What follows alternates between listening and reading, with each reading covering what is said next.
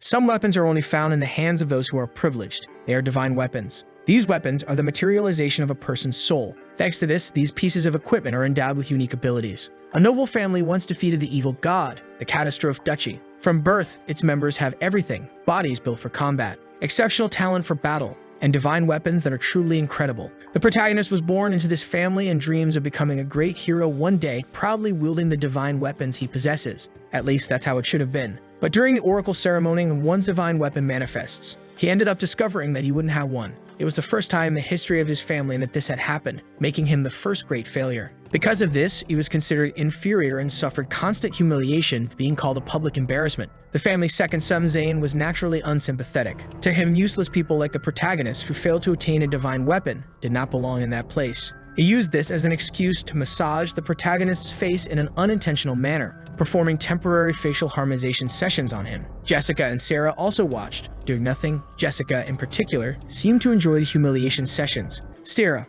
on the other hand, did not like what was happening. She tried to intervene in some way, attempting to stop it, but Jessica made her trip and fall to the ground. She did this because Sarah had been called there to observe, to witness what happens to those who are weak and have no future. She was not supposed to intervene. Seeing Jessica step on his friend's head made him worried, but he was in the middle of an involuntary massage session and was reminded of that. His aggressor said that filthy hybrids are too attached to each other. While beating the protagonist, he continued to insult him with words. They were children of concubines, so they were constantly humiliated by the others, being called mutts. After being beaten, he apologized for not being able to protect Sarah as he was too weak. With a big smile on her face, the girl told him not to worry, as she had promised to always stand by his side. But the boy did not want to remain in this situation. He told her that he would become stronger and stronger, even if he did not possess a divine weapon. He also promised that he would protect her with his own life. After embracing each other, she thanked him for making that promise. And he was unable to live up to that promise because just a few days later, he was banished from the family. He immediately began to grieve, overwhelmed by rage.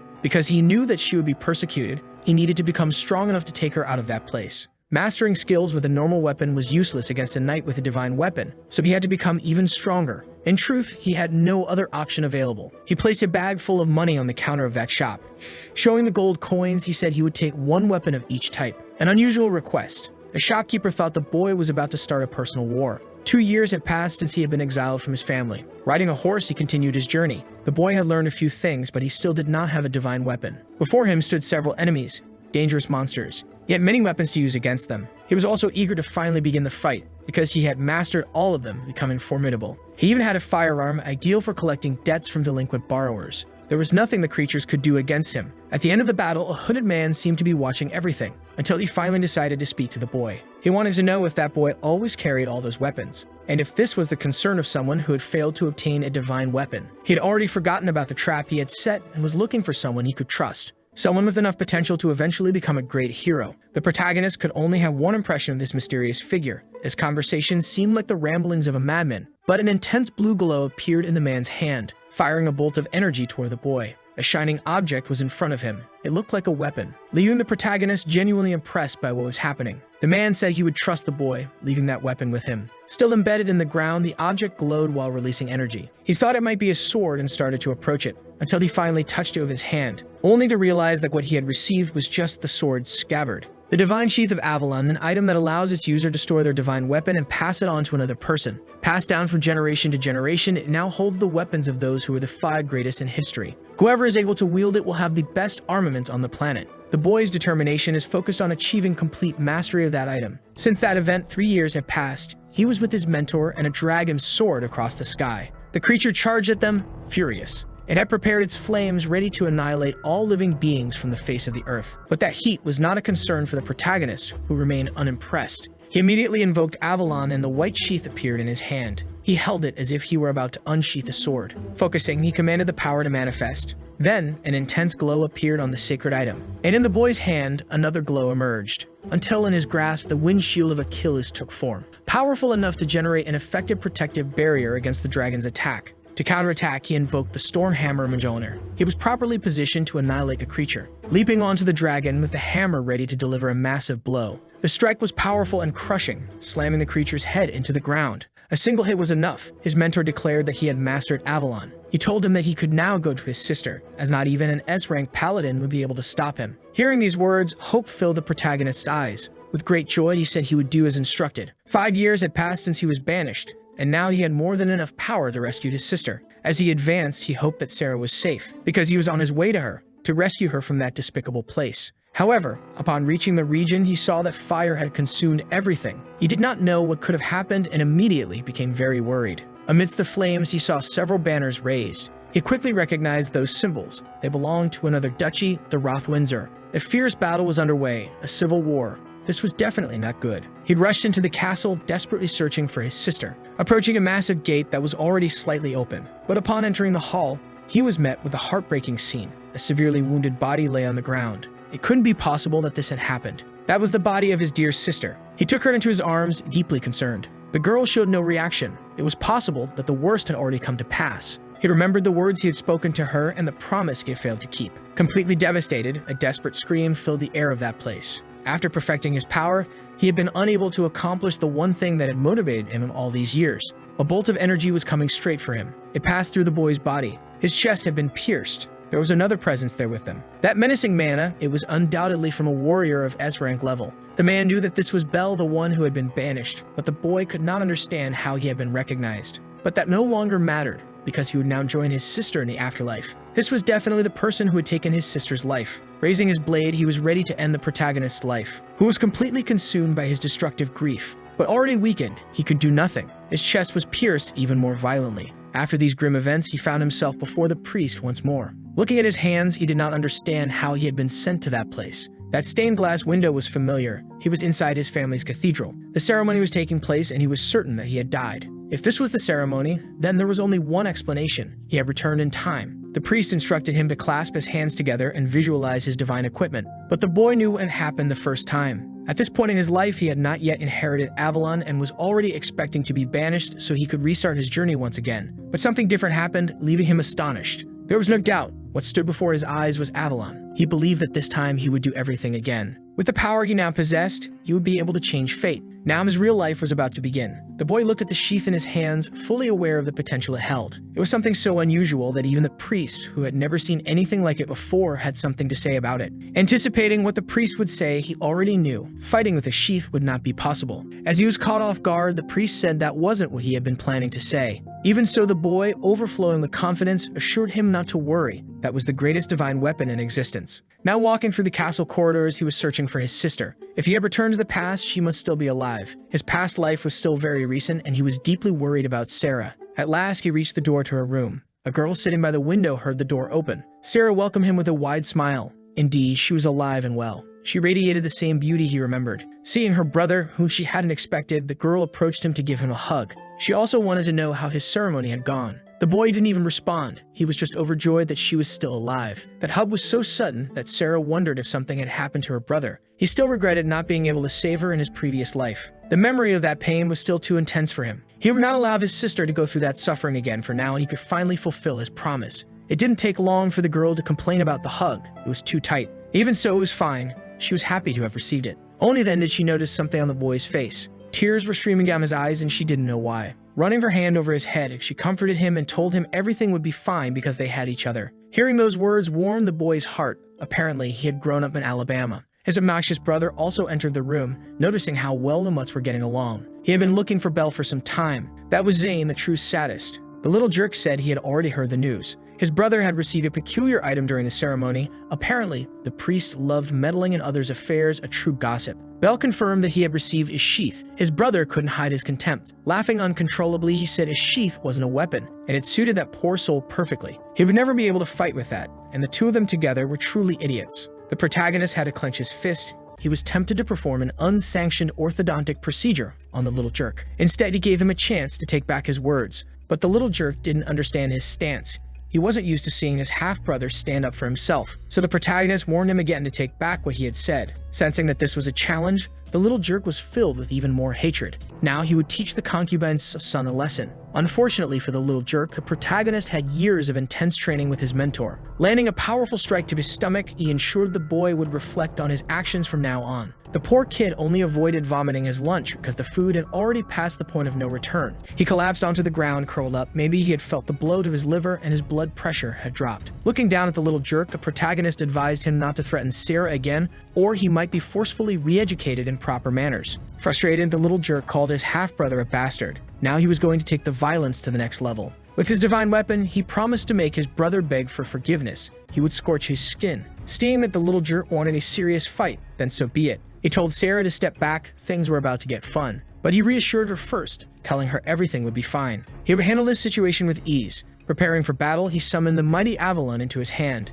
Now he was armed with the mysterious sheath. His brother refused to believe he could be defeated by an object that wasn't even a weapon. After all, he was already an E-rank paladin. A bastard like him would never stand a chance. That was somewhat relevant. Paladins were divided into ranks. Everything depended on their strength. Upon receiving their divine weapon, they were automatically classified as F rank. By channeling mana into their weapon, they advanced to E rank. From D rank and above, that same mana could be used for special attacks. To surpass B rank, one had to master the unique abilities of their equipment. It was bizarre that the little jerk was bragging about being E rank. He still had a long way to go. The protagonist didn't even feel challenged by this. His overwhelming confidence only made the little jerk even more furious. Being even more provocative, he said his brother was being very cute. That was the last straw. He was going to strike the mutt with overwhelming force. Sarah became worried, certain that things could take a dangerous turn. Placing his hands on the sheath, he invoked the Sword of Light. Before them appeared Caliburn, a truly formidable sword. The little jerk couldn't believe it. His weapon's flames were useless against that.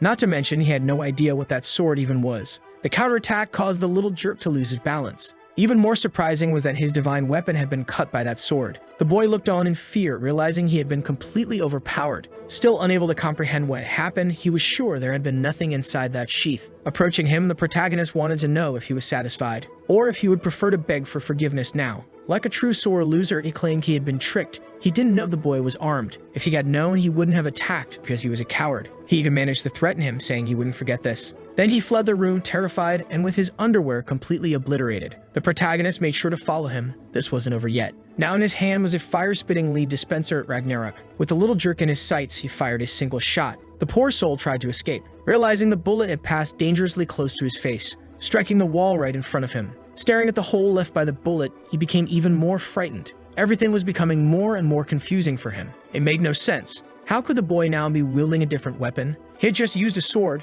It was impossible for him to have more than one divine weapon. The protagonist advised him not to forget this. You shouldn't provoke Sarah again. Either way, it was up to him to decide what he would do from now on. And the little jerk had no more underwear left to ruin. His fear only grew. With cold eyes like a lone shark collecting debts from defaulters, he warned that the consequences of the little jerk's actions could earn him a hole in his forehead. Desperate, the little jerk ran off to save his own life while the protagonist put away his divine weapon. Sarah, who had seen everything, was absolutely amazed. She was fine, but she wanted to know if those weapons were her brother's divine armament. So he reminded her. He had already told her she could leave everything in his hands. The girl found that really cool, and all the protagonist wanted was to continue protecting that beautiful smile. He would never lose to anyone again. Elsewhere, the little jerk went to report what had happened. He had gone straight to his father, telling the Duke that he had been humiliated like a dog. The Duke was intrigued that Belle had received multiple divine weapons. The little jerk insisted that it wasn't normal.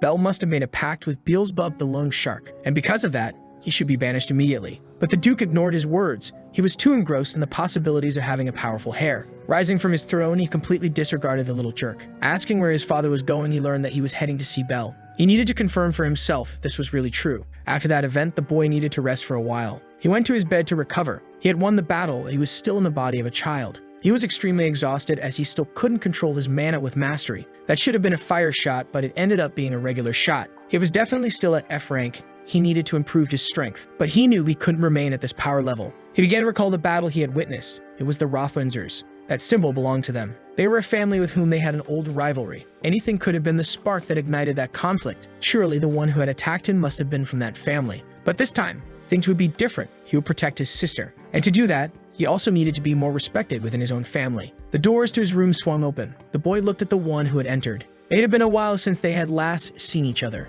and he had no idea why his father was there. Galleon had accomplished great feats in the grand battle that took place 20 years ago. Alone, he had fought against the evil god. He carved his path through the dark continent, using only his sword. He was recognized by many as the Sing of the Sword, and standing beside his father was the little jerk. Now he understood the reason his father had come. He was definitely being accused of something. but this was the perfect situation for him. The fastest way to be valued was to be noticed by the head of the family. Bowing, he showed respect to the Duke. The old man said the boy had changed a lot since the last time they met, but this time, he had come to him as a father and asked him to relax. With great maturity, Bell said that wasn't possible. Just one word could be misunderstood, and he needed to be responsible before the Duke. The old man was smitten by the maturity of the snot-nosed kid. He asked the boy to stand up, and so he did, and he would do as the boy suggested. He would remain there as the Duke. Immediately, his presence became overwhelming. The Duke's pressure was terrifying. He had learned that his sons had fought and conflicts between siblings were forbidden. Bell showed a hint of regret, and the little jerk believed he would soon see the bastard being punished.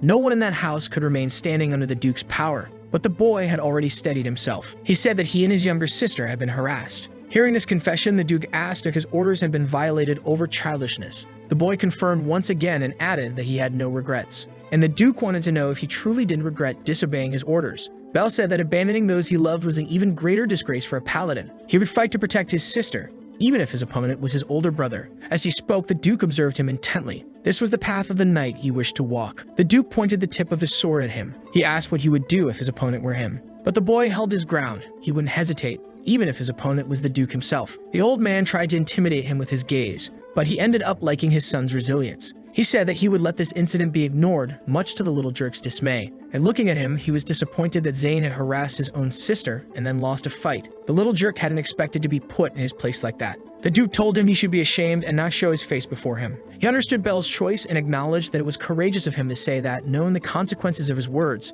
The boy apologized for being reckless, but his father said that was the attitude he expected from catastrophe knights. Now he wanted the boy to show him his power. He asked to see his divine armament. The boy did as requested. A blue light began to emerge between his hands, and the Duke was even more impressed. That sheath was Avalon, his divine armament. But to the Duke, that made no sense. He had heard rumors of the legendary weapon that carried the spirit of the original paladin. It was wielded by great heroes throughout history. He asked if it was true that the boy had used both a sword and a firearm, and Bell confirmed it. He said those weapons resided within Avalon. To prove his words, he showed both to his father. Immediately, the Duke began to wonder if this was even possible. And to his total surprise, he heard that the boy could only use 2 at a time, but there were 3 more weapons in the sheath. That son of his was definitely destined to be the next hero. He told him that he had no interest in the weak, but from now on, he had high expectations for his future. As he left the room, he told him to keep working hard. The doors finally closed, and the boy could rest.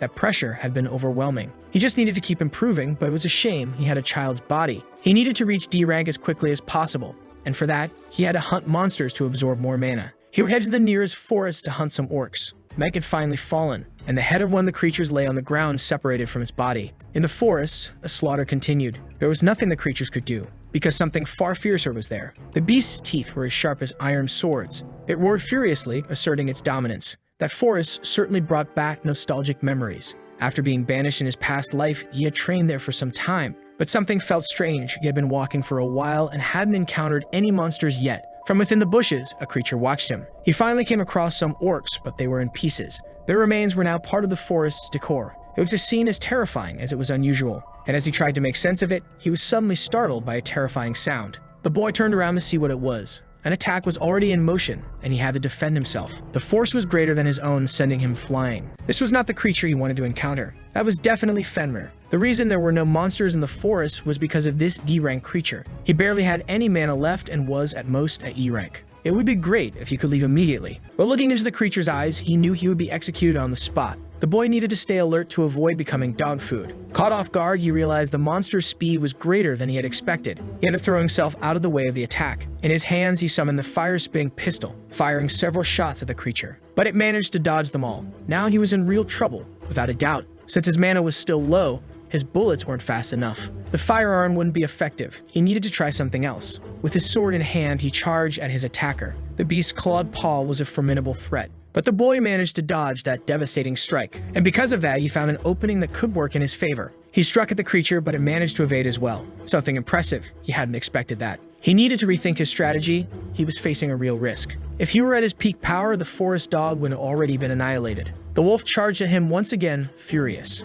Bell knew he couldn't match that speed, so he had to stand his ground and defend against the attack. Because of that, he ended up taking some damage. He was cornered now. He couldn't escape the barrage of attacks. Slowly, he was being overwhelmed by the creature, which advanced toward him, ready to have him as his afternoon snack. Remembering that he had just reincarnated, he couldn't allow his life to end so soon. He had to summon Achilles' shield. That way, he could both defend and counterattack. However, the creature's agility was formidable, and it caught him off guard from the side. The boy fell, losing his grip on the shield. The fight couldn't continue at this pace, or he would end up as that aggressive dog's next meal. The weapons he had used so far had been completely ineffective, and using the hammer against it would also be difficult since its attacks were too slow. Only one weapon remained to try. With no other choice, he had to use it immediately. The creature was ready to finish him off. The boy closed his eyes, focusing. Just as he was about to be struck, he called Aegis to himself. But the creature's attack had already been executed. Unexpectedly, nothing happened. A gauntlet was now in his hand, wrapped in dark energy. He hadn't wanted to use it, but it was better than dying a second time.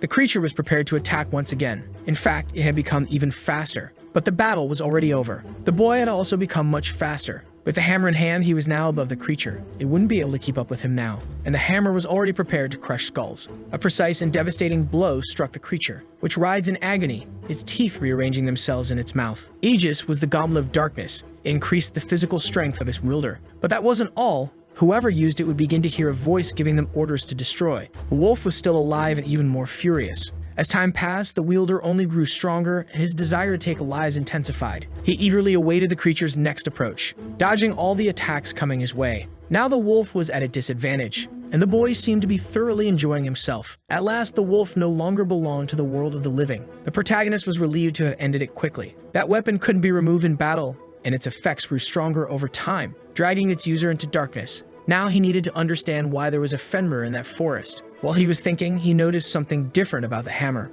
It seemed to be completely charged with energy. By defeating the creature, he could now use its attributes. Defeating powerful creatures was better than taking down weak monsters. He couldn't wait to test it out. In the castle garden, his sister enjoyed the afternoon under the shade of a tree. At last, the flower crown was complete. She hoped her brother would like the gift, but someone snatched the crown from her hands. The girl sneered, saying the flower crown was hideous. But that was fitting for a filthy girl like the one who made it. That wretched girl's name was Jessica. She wanted to know what Spencer thought about it. The bizarre-looking boy agreed with Jessica. He was there only to obey her. As she tossed the flower crown into the air, it was immediately destroyed. Spencer had used a whip to do it. Sarah didn't like that, but she was defenseless. Jessica was bored. There was nothing to do there. With a weapon in hand, she invited Sarah to go with her. It was time for her to practice and improve her aim, firing a shot at the girl, who cowered in fear. Bell appeared, blocking the shot with his sheath, declaring that he would play with Jessica instead. Sarah was shocked. She hadn't seen him arrive. In fact, she was completely unaware of her surroundings. She never noticed anyone coming. Bell said he was also looking for an excuse to test his divine armament. But Jessica didn't understand what was happening. No mutt was going to get in her way. Bell was too busy trying to comfort his sister, telling her everything would be fine. And now he had something to take care of with the arrogant girl. The boy with the horrendous hair tried to position himself in an intimidating stance. Bell knew that this guy was some kind of servant to Jessica, so he made sure to stand before him as the son of the Duke. But he wasn't about to show respect to someone who was the son of a concubine. That only irritated the protagonist. Jessica wanted to know why he was so confident since he was weak and only got lucky defeating Zane. They believed the protagonist had just been lucky and that Zane had been careless. And since he was only using a sheath as a weapon, he must be the weakest of the weak. Closing his eyes, he told her it would be better if she saw for herself. Whether what he had was luck or talent, Jessica hadn't expected any of this. She became uneasy, ordering Spencer to take care of that trash immediately, something he would do with great pleasure. Wherever his whip struck, ice formed. Even so, Bell wasn't impressed. Spencer was a D-rank paladin, and his divine armament was an ice whip. He was much stronger than the little jerk, who was only E-rank. But the protagonist was the protagonist. The boy said he would freeze his victim's legs so he couldn't escape, then his arms and body until he couldn't move at all, ending with slaps to his face until it was unrecognizable. Bell said he talked too much, and now the side character would be reminded that he was a side character. Spencer warned him not to underestimate him. Now he would turn him into an ice pop. The whip lashed toward Bell, but the boy easily dodged it. Jessica couldn't believe he had managed to do that. For a D-rank paladin, he wasn't bad, but he was still just a side character. And the protagonist had trained relentlessly in his past life. This was nothing more than a child's pastime. Sarah was even more impressed. Her brothers seemed to be dancing. Meanwhile, Spencer became deeply irritated, saying his victim only knew how to run. So Bell would show him that he wasn't running away. From now on, he wouldn't dodge anymore. Everyone there was shocked by his overwhelming confidence. Bell wanted to see if the arrogant fool could follow through on his threats. Spencer fell for the provocation and charged to attack. Now he would freeze him completely. The whip struck toward Bell, who stood with his arms open. It hit him multiple times, but nothing happened. Sarah became very worried. The ice finally formed. His arms and legs were now frozen. If he couldn't move, it was time for Spencer to strike his face. Bell wanted to know if that was all he could do, because if it was, then it was his turn to attack. Spencer hesitated at those words. Bell immediately called for Ragnarok. The sheath at his waist began to glow, and a firearm appeared in his hand. To the arrogant fool, it was impossible that he had two divine weapons. To break free from the ice, Bell started releasing his mana, and from the gun, fire began to emerge. Now he was free to move again. Jessica couldn't believe Bell had done that. It wasn't possible that he had two divine armaments, let alone that he could use their attributes so effectively. And now it was time to deliver punishment to this arrogant existence. He fired intense flames at Spencer. Spencer knew he was in trouble. He tried to defend himself using his ice whip, coating his body in ice, believing that would be enough to block the approaching flames. Bell knew this wouldn't even be difficult. The fire kept advancing. The bullet completely pierced through that block of ice.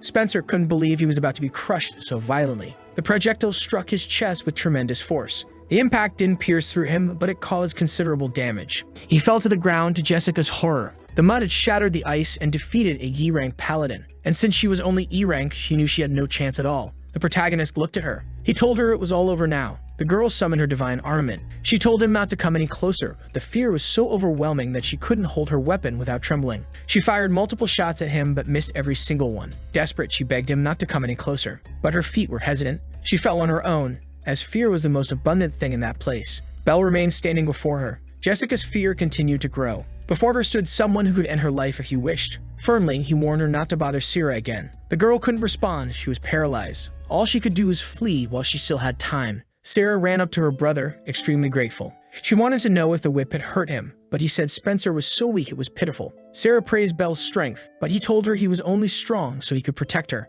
She showed him the flower crown she had made since the other one had been destroyed. Placing it on Bell's head, she thanked him for always being there to protect her. Bell had received a gift from his sister. One day, he would make the whole nation revere this kind soul. The problem was that everyone that despised the children of concubines, improving his worth would be difficult. He needed to earn respect. And for that, there was something he had to achieve immediately. Outside the palace stood the Duke, meditating while holding his sword. His concentration was truly impressive. After some time, he executed a few cuts in the air. He was able to slice through the fallen leaves. Only then did he notice that Bell had approached him. He asked what the boy wanted by coming to him. Bell had come to request the Duke's permission. Interested, the Duke asked what the boy wished to ask for. Before making his request, he knelt before the Duke. The Duke was impressed by such formality. Bell wanted to take the admission exam for C rank. The Duke seemed intrigued by the boy's request. Bell said he wished to serve the king as a member of his house. To ensure the duchy remained recognized, his family had obligations to the royal family, such as escorting missions and eliminating monsters. Doing this was the fastest way for him to gain status within his own family.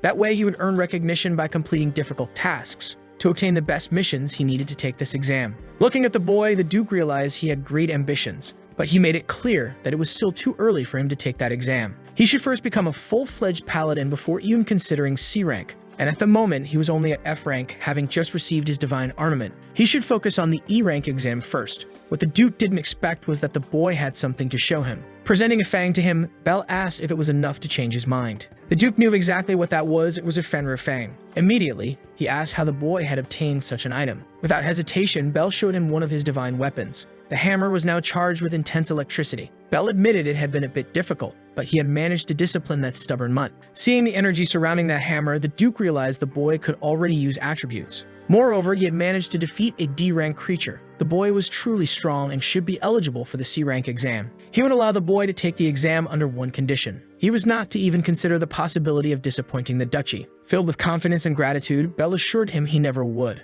At the exam site, he noticed several candidates had gathered. This was because C-rank was a wall for many people, completely insurmountable. The small boy caught the attention of the other candidates. Many of them were already adults, while he was just a child. He made his way to the exam reception. The attendant wanted to know who he was and if he was there with his father, but she was surprised to learn that he was there to take the exam himself. She suggested he return when he was older. The boy asked not to be treated like a child as he was also a paladin. As they spoke, someone approached Bell, telling him to stop playing pretend as a paladin. Little kids like him shouldn't be in this place. He should leave immediately. The protagonist had no idea what this person's problem was, but he was sure it would be a problem. The others there knew exactly who this figure was. His name was Lennox, and he was currently the strongest D-rank paladin. It was said that his divine armament, the Wind Sword, executed 8 slashes every time it was wielded, a truly impressive ability, and he already had numerous fans. Lennox warned that if the child wanted to take the exam, he should at least be as good as him. Bell didn't even know this guy was famous among his peers. Meanwhile, this new side character doubted whether the protagonist even had a divine armament. Holding the sheath at his waist, Bell said it was right there with him. Seeing that it was just a sheath, the young man began to laugh, thinking it must be impossible to fight with such trash.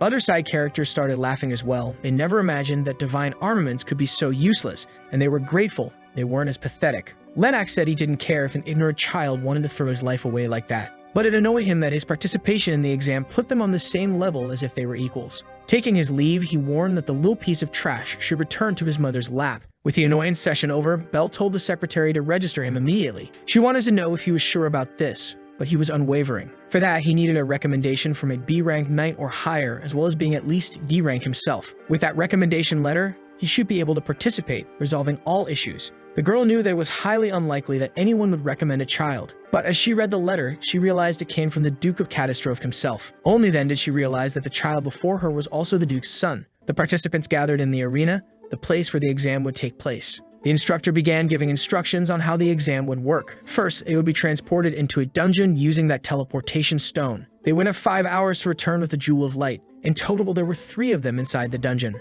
Only those who managed to obtain the jewels would be promoted. The arrogant side character was convinced he was destined to be one of the winners. The competition before him looked intimidated, while the protagonist felt embarrassed on his behalf. After the explanation, the instructor asked if everyone was ready. Seeing the enthusiastic response from the group, the exam was set to begin immediately. It was the protagonist's turn to enter the dungeon through the teleportation stone. The rooms began to glow intensely, and he found himself transported to a completely different place. It was as if he had passed through a portal. He was finally inside the cave. It seemed that everyone had been sent to different locations on the first floor, so he needed to decide which road to take. Although the dungeon was large, he had plenty of time to complete it, and since he had the opportunity, it would be a waste not to make the best use of it. There were many creatures in this dungeon, and the more monsters he defeated, the greater his mana would become. Immediately, he gripped his sword, determined to hunt every creature that existed there. Inside the dungeon, the other candidates were struggling to defeat the creatures. They were formidable and highly dangerous. The eyes of those lizards were terrifying and violent, more than enough to intimidate the weak.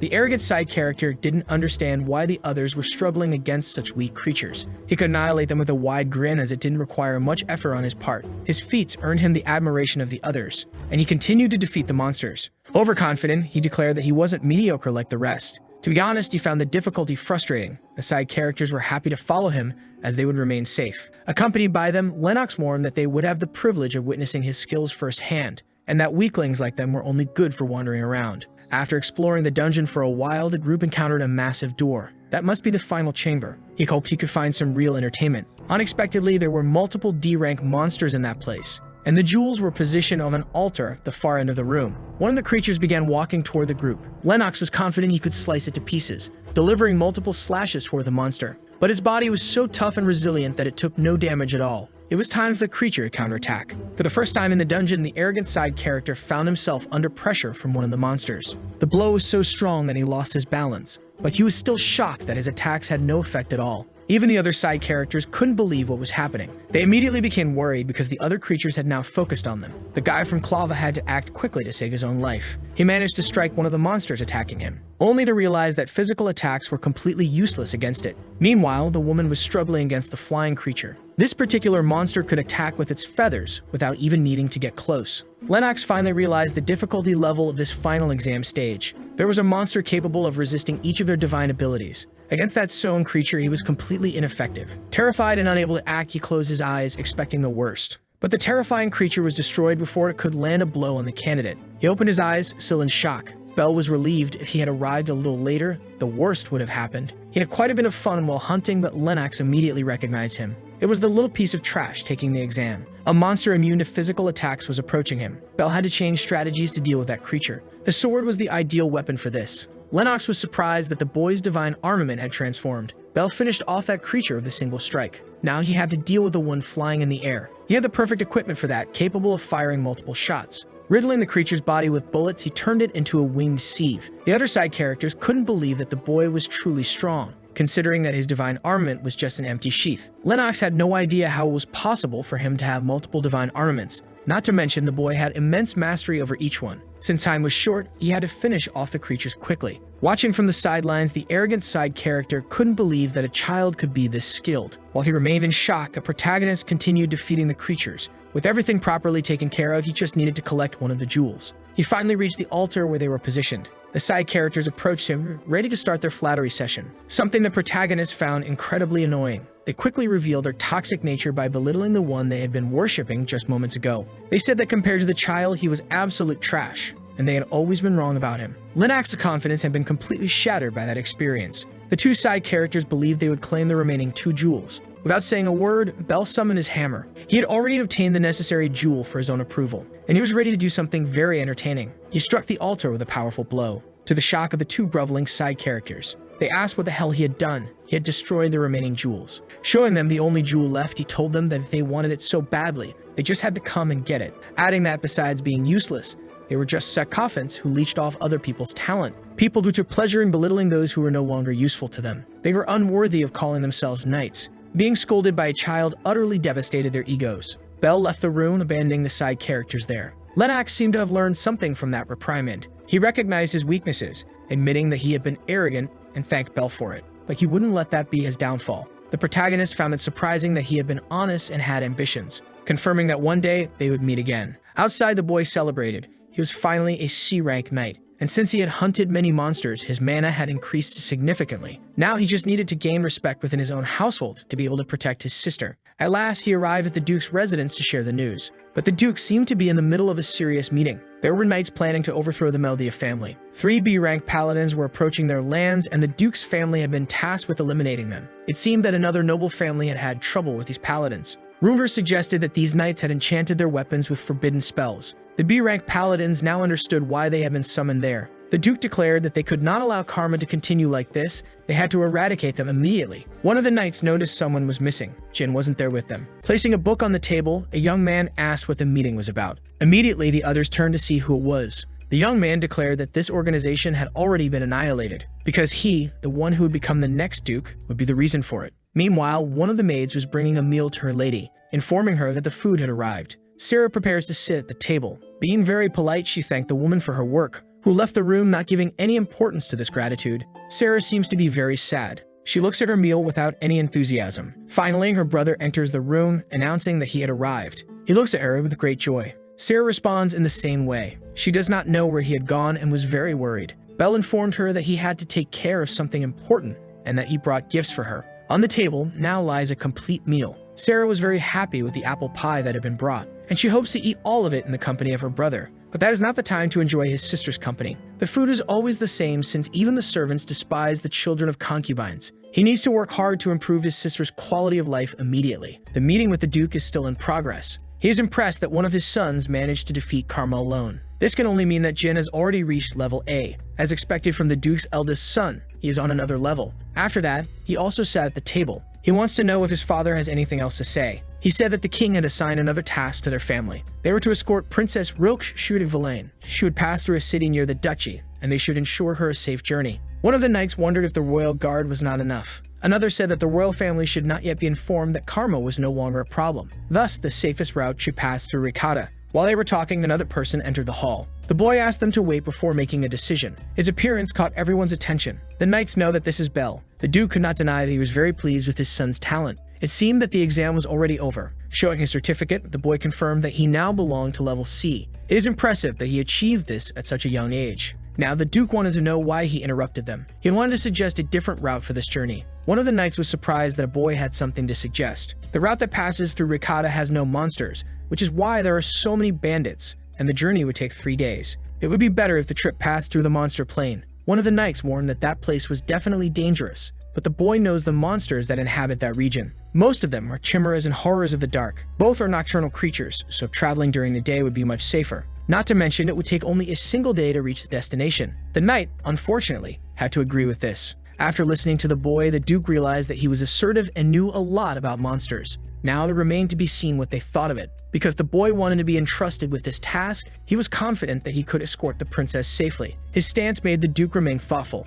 Finally, Jin made his participation in the dialogue. A threatening energy filled the air. He wanted to know why this mutt was speaking to them. The energy was so intense that even a plant on the table ended up drying out, and the other knights became fearful. Bell had already forgotten how terrifying his older brother's intimidation was. Even so, that was not enough to intimidate him. Revealing his divine armament, he said that he was also very serious. affirming that he would be able to escort the princess safely to her destination no matter what. Intrigued by the boy's confidence, Jin asked if he would be able to stop him. Bell affirmed that a knight keeps his word. Jin's servant ordered the boy to shut his mouth, as his words represented blasphemy against Jin. This was Razor, his brother's secretary, who by now must be a level B paladin. Jin seemed very interested in the boy, and he asked his secretary to put him to the test. Then, he also revealed his divine armament, for he was prepared to beat that child. He was going to teach a lesson to the son of the concubine. Immediately, he began to take steps toward the boy, who seemed very aware of his surroundings even though he had not moved. The secretary was about to deliver the first strike. Bell realized that this could be much more difficult than expected. Even so, he was able to defend himself efficiently, something that left the secretary impressed.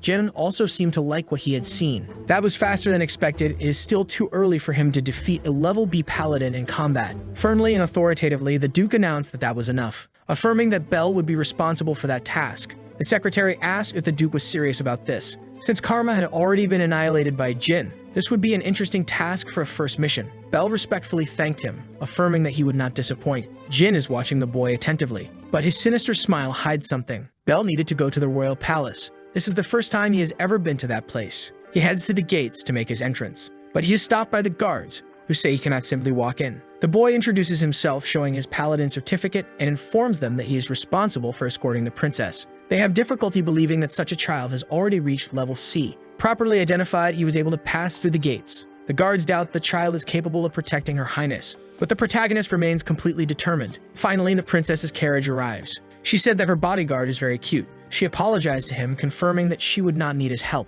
The man sitting on the throne wants to know if the princess has already departed. His servant confirms that she must already be on the road. Besides several guards in her company, the Duke's son is also part of her escort. He heard that this son is Bell, who must still be a child. Imagining that he must be extremely talented, he asked his servant to be cautious, authorizing him to use his secret weapon if the situation called for it. Revealing blades in his hands, he stated that there would be no need, because his specialty is eliminating people without them ever realizing it. The carriage continues on its way. Inside it are the princess, the protagonist, and the guards. That task is very simple, but of great importance. Completing it is essential to helping his sister. But there is a catch to this. He does not feel comfortable at all. It seems he has not been well received. Excusing himself for what might be a rude question, he wanted to know why the princess said he would not be necessary. She takes a moment to answer, saying that she does not like to depend on others. She has her own divine armament and is not as weak as people imagine. The boy realized that she is even more arrogant than he had thought. The princess continues looking outside. Inside the city, life goes on as usual. That seems to have sparked something in the princess.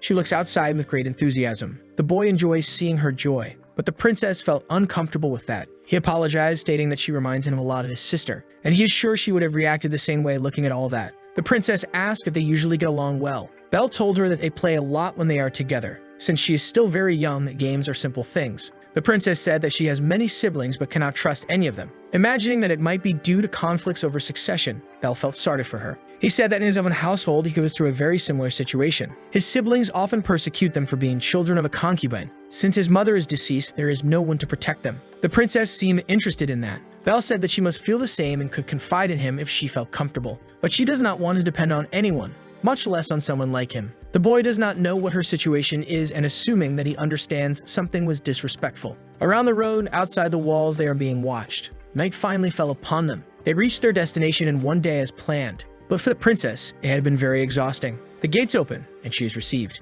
Only she does not know who this young man is. His name is Peter, one of the knights of that kingdom, and he said they are happy to finally welcome her. Belle had heard of Peter before, but could not recall at that moment, and he found it very strange that they were received outside the city. Those who had prepared the ambush were ready to act, and the princess's entourage remained outside. The boy noticed that there were many guards there, but it was still suspicious. A dagger was thrown at them. Belle knew that the princess would be an easy target outside the castle. He managed to react quickly and protect her with his divine armament. She and her guards were immediately startled. An enemy attack was underway and the princess was the target. Several daggers had been thrown at her. Since there were many, this could be a major problem. Peter was also prepared to act. With his sword skills, he managed to protect the princess. He would not let anything happen to her. Seeing what the knight was capable of, Belle assumed he must be at level B. The assassins needed to flee. The ambush had not been completed. Peter ordered his knights to pursue those men, while the princess would be escorted out of the castle. Belle remained outside while the princess was taken away. She looked back, quite apprehensive. Inside, they informed her that she was safe, but the princess stated that she was capable of defending herself. While the knight was saying that he would protect her, his throat was slit. The princess, who had not noticed the attack, was deeply frightened. The one responsible for that action was Peter himself. Now she knew that the real danger was right beside her. He looked at the guard who had just lost his life. His sacrifice had been completely in vain. The princess did not know what was going to happen now. Peter told her that her life would end in a few moments. Despite having said that she could defend herself, the princess was completely defenseless. The knight slowly approached her. She was so terrified that she could not summon her divine armament.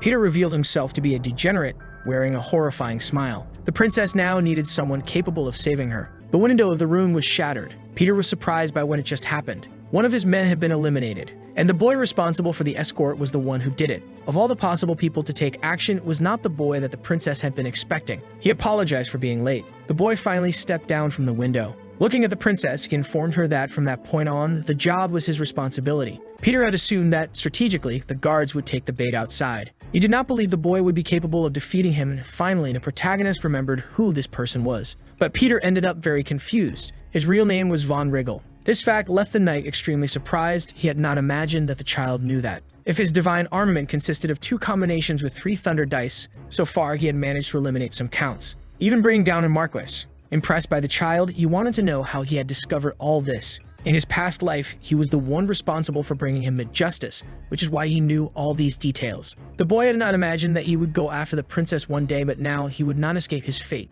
Even though he was just a child, Peter felt quite intimidated by him, but he still acknowledged that it was an interesting situation. Even if he had been investigated by the child, the boy would never be able to defeat a level B paladin, and indeed, it could be an insurmountable challenge for him. But if his opponent was Peter, he would not have any difficulty. Annoyed by the protagonist's audacity, he said he would make him regret those words. The boy already knew that Peter would start by throwing his weapons, and that was exactly what he did with his set of daggers. The boy dodged all of them without difficulty, because he already knew that his opponent would launch a surprise attack, executing a diagonal slash with his right hand. Peter was astonished that he had missed all his attacks. But the protagonist already knew he would try to surprise him from behind. His hand was already prepared to summon his divine armament, and with his sword, he managed to block the surprise attack. He already knew all those moves. Peter did not understand how that little piece of human filth could match his speed. Bell said he could finish him off at any moment, so if he valued his life, he had better surrender now. But his opponent was overcome with deep rage. Feeling underestimated, he warned that he would turn that brat into tiny pieces.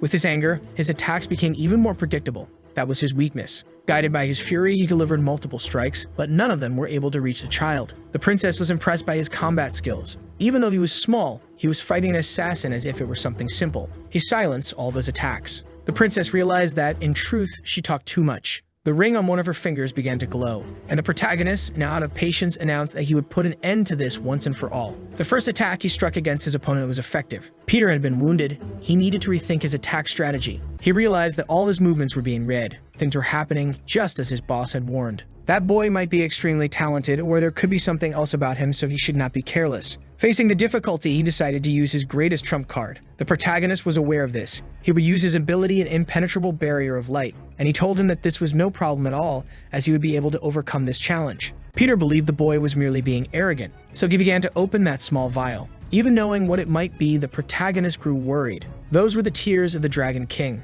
After throwing them to the ground, it seemed as if he had used some kind of stimulant. That was a rare item that multiplied the user's mana for a brief period of time. Peter said he would make the child regret not being cautious. He threw his daggers, but this time it was different. They were noticeably much more powerful, and the boy needed to be careful, because now he was surrounded by all those blades. They had stopped in the air, completely encircling him. Peter believed his victory would finally happen, because the boy had been imprisoned inside a barrier of light. He felt his body being lifted into the air through magnetism. The princess grew worried about her bodyguard. He had to use his shield to try to break free. Using the power of the shield, he attempted to obliterate the barrier, but the wind his weapon produced was not strong enough. Peter was not done demonstrating his abilities. His daggers began to glow even more with an electric radiance. Energy coursed through the entire barrier. Inside it, the boy writhed in agony. Peter said he would make this stage quick. Almost losing consciousness, the boy realized he could not end like that. While he was weakened, arrows began to fly across the room. They were aimed at the daggers. This caused the barrier to be completely destroyed. Only then did Peter realize what was happening. The princess had managed to use her divine armament. That paladin was risking his own life to save her. She could not remain afraid forever. Her intervention only made Peter even angrier. He lunged at his victim to finish the job. And now the princess was overtaken by fear. But the protagonist only needed that small amount of help. Finally, the assassin understood that he was in trouble. His body was struck by a deep and effective blow. It was enough to render him incapacitated. Bell had won that duel. His opponent's body collapsed to the ground, completely motionless. Once recovered, he asked if the princess was hurt. With a sad expression in her eyes, she said nothing to him. But she approached the boy. Touching his face, she told him that he was the only one injured in that room. Apologizing, she said that he had been involuntarily caught up in the succession conflict, but the boy assured her that this was no problem. In fact, the princess was as strong as she had claimed to be, to which she replied that she was not as strong as her bodyguard. Very grateful for his help, she told him that if he ever needed it, she would stand up for him. Kneeling, the boy expressed his gratitude for the princess's help. She looked at him with great admiration. Removing the ring from her finger, she wished for him to keep this small artifact. As a token of her gratitude and friendship, Belle knew exactly what that artifact was. That was no ordinary ring. Finally, the mission had been completed without casualties. He was received by the Duke. He listened to everything that had happened during the princess's escort. Belle stated that he had successfully completed the task, but the Duke noticed that there was something more to it. On one of the boy's fingers was the Ring of Solomon. It had been given to him by the princess as a sign of her trust in him. This was a valuable artifact, one of the royal family's treasures, a source of mana. It was unbelievable that the boy had obtained such an artifact. He might be even more impressive than the Duke had imagined. Realizing this, he could not hide his satisfaction. He informed the boy that he would enlist him in Athens immediately. He had not expected to receive this news. Because that was an elite academy for paladins, its access was exclusive to noble families. Most members of his family were educated by private tutors. Tradition dictated that only potential successors of the family attended the academy. This could only mean that he was now in the race to become the heir. The Duke ordered him to continue training until he was notified about the start of his classes. The boy still had something to say, and his father wanted to know what it was. Standing before him, he remained firm, because he had a request to make now. The doors opened. He was already outside the hall with his sister, who was very happy. She cannot believe that this is her new room. Her bed is now much more comfortable.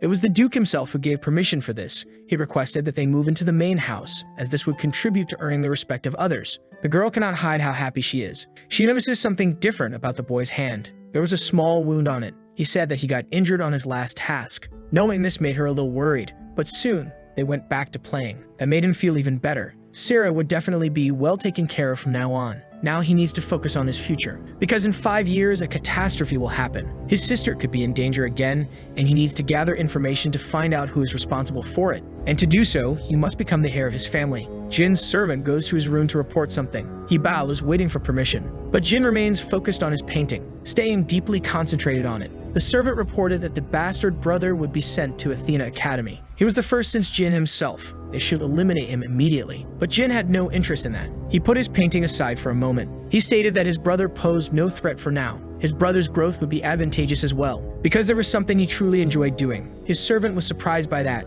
Jin revealed himself to be a true degenerate, who enjoys crushing things after they have fully developed. Given that, it would be done as he wished. Even though his master had already given the order, he considered this a risky strategy. The boy had multiple divine weapons and had already managed to defeat a level B paladin. He needed to make his move immediately, purely out of precaution. Belle was outside training. He needed to develop his unique abilities, and it would be ideal to hone them before entering the academy. The problem was that, to do this, he would have to hunt countless monsters. Through the reflection of his sword, he saw that his brother's servant was approaching. He needed to stay alert to this approach. The man was getting closer to him, addressing him with formality, something he did not expect from someone supposedly hostile. Knowing he was his brother's servant, he asked what he wanted there. He was apologizing for what had happened the other day, because it was disrespectful to point his blade at one of the Duke's sons. The protagonist thought that perhaps he might be a good person, and considering that, he asked him not to worry about the past. He thanked the boy for his kindness. He said he had something else to discuss with him. The boy was still holding his sword, and the servant wanted to know if he would like to accompany him on a monster subjugation mission, an unusual task. He mentioned that his master Jin and the other paladins were planning something else.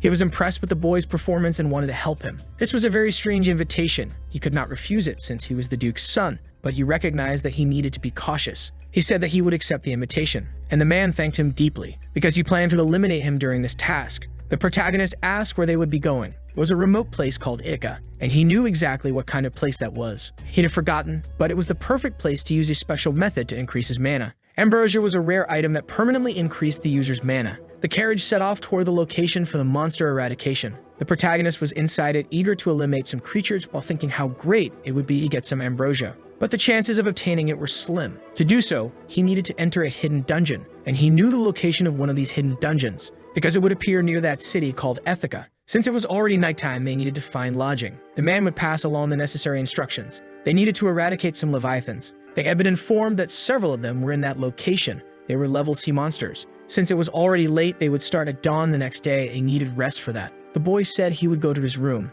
As he climbed the stairs, he was being watched. The man thought he was an idiot who did not know what was happening. He would make everything look like an unexpected accident. No matter how talented he was still at level C. It would be easy to take him out. Once in his room, he assumed that Razor must already be asleep. He summoned his shield, using his wind magic through the window that allowed the artifact to be used in an unexpected way, transforming into a platform capable of flying. The hidden dungeon was located within the monster forest. He and his master found it a long time ago, but no one knows its location. Finally, the boy's feet touch the ground. As his artifact disappears, he imagines that he has located the dungeon. Before him is a small entrance. The boy begins to explore its interior, coming across a massive portal. That was exactly what he was looking for. Hidden dungeons can be distinguished by their color. The blue ones are level A. A green gate is level B, and upon completion, he will receive ambrosia equivalent to the dungeon's level. That will definitely help him a lot. The boy is prepared to enter the gate. He needs to defeat the dungeon's boss creature. In his past life, he faced it while only at level D.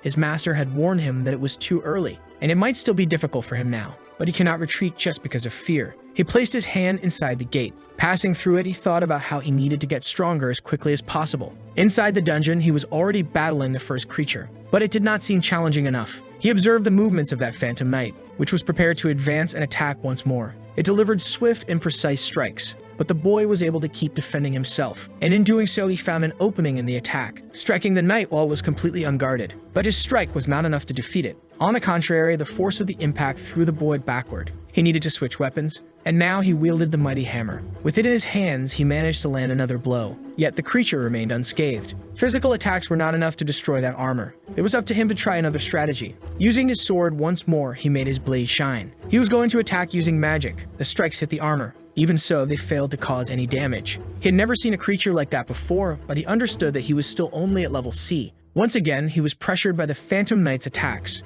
At a disadvantage, he needed to think of another strategy immediately. If a creature had a shield, it certainly must have a weakness. And the boy seemed to have figured something out. A mana-coated bullet should do the job. Now he was including Fire Spit. He began charging the attack that he would fire, and the Phantom Knight kept advancing in his direction. Only 2 seconds remained for it to be ready. The creature was getting closer and closer, until it was already in range to injure him. Finally, when the distance became short enough, his attack was fully charged. The shot was fired at the armor, proving to be truly effective. It was powerful enough to destroy the armor. The creature fell to the ground as it had been subdued. The boy also collapsed due to the recoil of the shot. With the battle over, he exhaled deeply in relief. A magical attack was the creature's weakness. It just needed to be strong enough. If he had not possessed a divine weapon like that, he would have been in serious trouble. The dungeon boss must be terrifying, but that was expected of a hidden dungeon. Even so, obtaining rare items from those monsters was a great opportunity. That potion could restore his stamina and mana. The boy drank it immediately, as he needed strength to continue. And that was exactly what he did, destroying every creature in his path, until he finally arrived where he wanted. Behind that enormous gate must be the strongest creature. He did not know if it would be a demon or a gigantic serpent, but he was about to find out. Finally, he entered the main hall. It resembled some sort of arena. The boy started hearing sounds. Before him, a shadow appeared, resembling a knight. His body started to shiver and his mouth became dry. The pressure was simply overwhelming, and the creature his eyes beheld was truly dangerous. Its eyes glowed with an intensely bright scarlet color. The knight slowly approached. It was certainly the dungeon's boss creature. He was preparing to face that terrifying monster. The boy needed to stay completely alert. The Phantom Knight looked at its sword, swiftly moving its weapon. Certainly, an attack was about to begin. In the blink of an eye, the boy needed to react or his fight would end much sooner than expected. The destruction that followed was utterly overwhelming. Bell managed to gain a bit of distance, but he still had to dodge the crushing blows. If he were hit by any of those attacks, it would be fatal.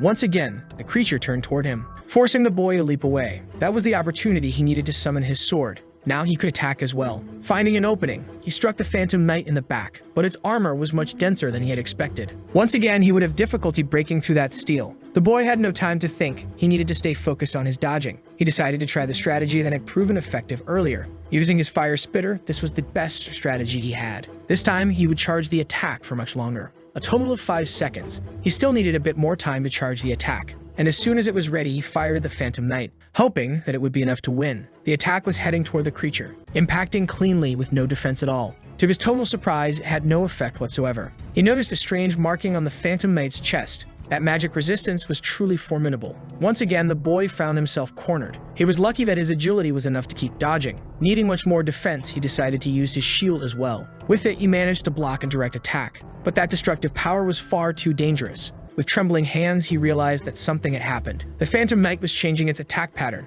This time, it was coming from above, preparing to deliver a fatal blow. Bell needed to act as fast as he could. The Black Knight's sword struck the ground, completely shattering the arena floor. Amidst the rising dust, it completely lost sight of the boy. Finally, he revealed himself again, gaining even more distance. He did not have enough mana to pierce that armor, and soon he realized that the dust had obscured his enemy, until he saw a glow forming. His body could feel a bad omen. The creature's sword had been thrown at him. He had to use his shield's protection to avoid being finished. The blade ended up ricocheting far away, and the boy realized that the attacks had not stopped. That strike had only been a feint. The real threat was coming from behind. There was nothing he could do. His body writhed in agony from the brutal impact. It was lying on the ground before the creature, and it was still not satisfied with its enemy's life, trying to stomp him to end his suffering. Even though he was weakened, Bell managed to dodge once more. He only regained his strength because he had drunk an elixir. If not for that, he would have been defeated. The problem was that he had nothing left to rely on, and the creature had retrieved its sword. Faced with the risk and the impossibility of winning, he had to gamble.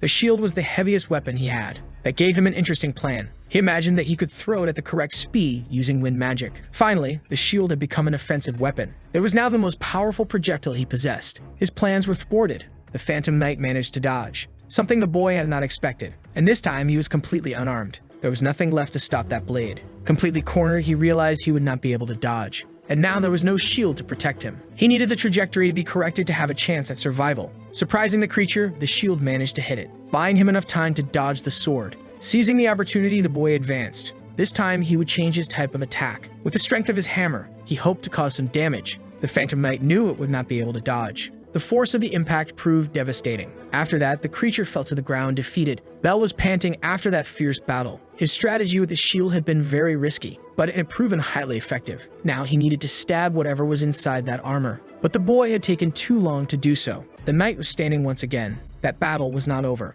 Unexpectedly, the armor plates began to fall, and the creature revealed its true form, something the boy had not yet understood. The monster was about to grab a latch present on the guard of its sword, pulling from it what appeared to be a new weapon. That was some sort of lock. Its sword had still been sheathed. It had finally been revealed. The boy had never imagined that such a thing existed, and now he had a new enemy to fight. The creature had gained a lot of speed. Bell was struggling to keep up with its attacks, being violently thrown against the wall. The pain that surged through his body was agonizing. Upon hitting the ground, he no longer had the strength to continue fighting, and the creature kept approaching him. His senses were almost fading away, and the dungeon boss was prepared to take his life. Even without strength, the boy tried to stand once more, because he knew that if he did nothing, his life would end right there. He could barely lift his head. The slash was coming toward him, but it ended up being avoided. He was using the gauntlet. The creature's luck had finally run out. The monster did not understand. Its victim seemed to have no strength left. Meanwhile, the boy also summoned his sword. For the first time in the battle, he managed to pressure his enemy. And now the real fight was about to begin. The two began exchanging numerous blows.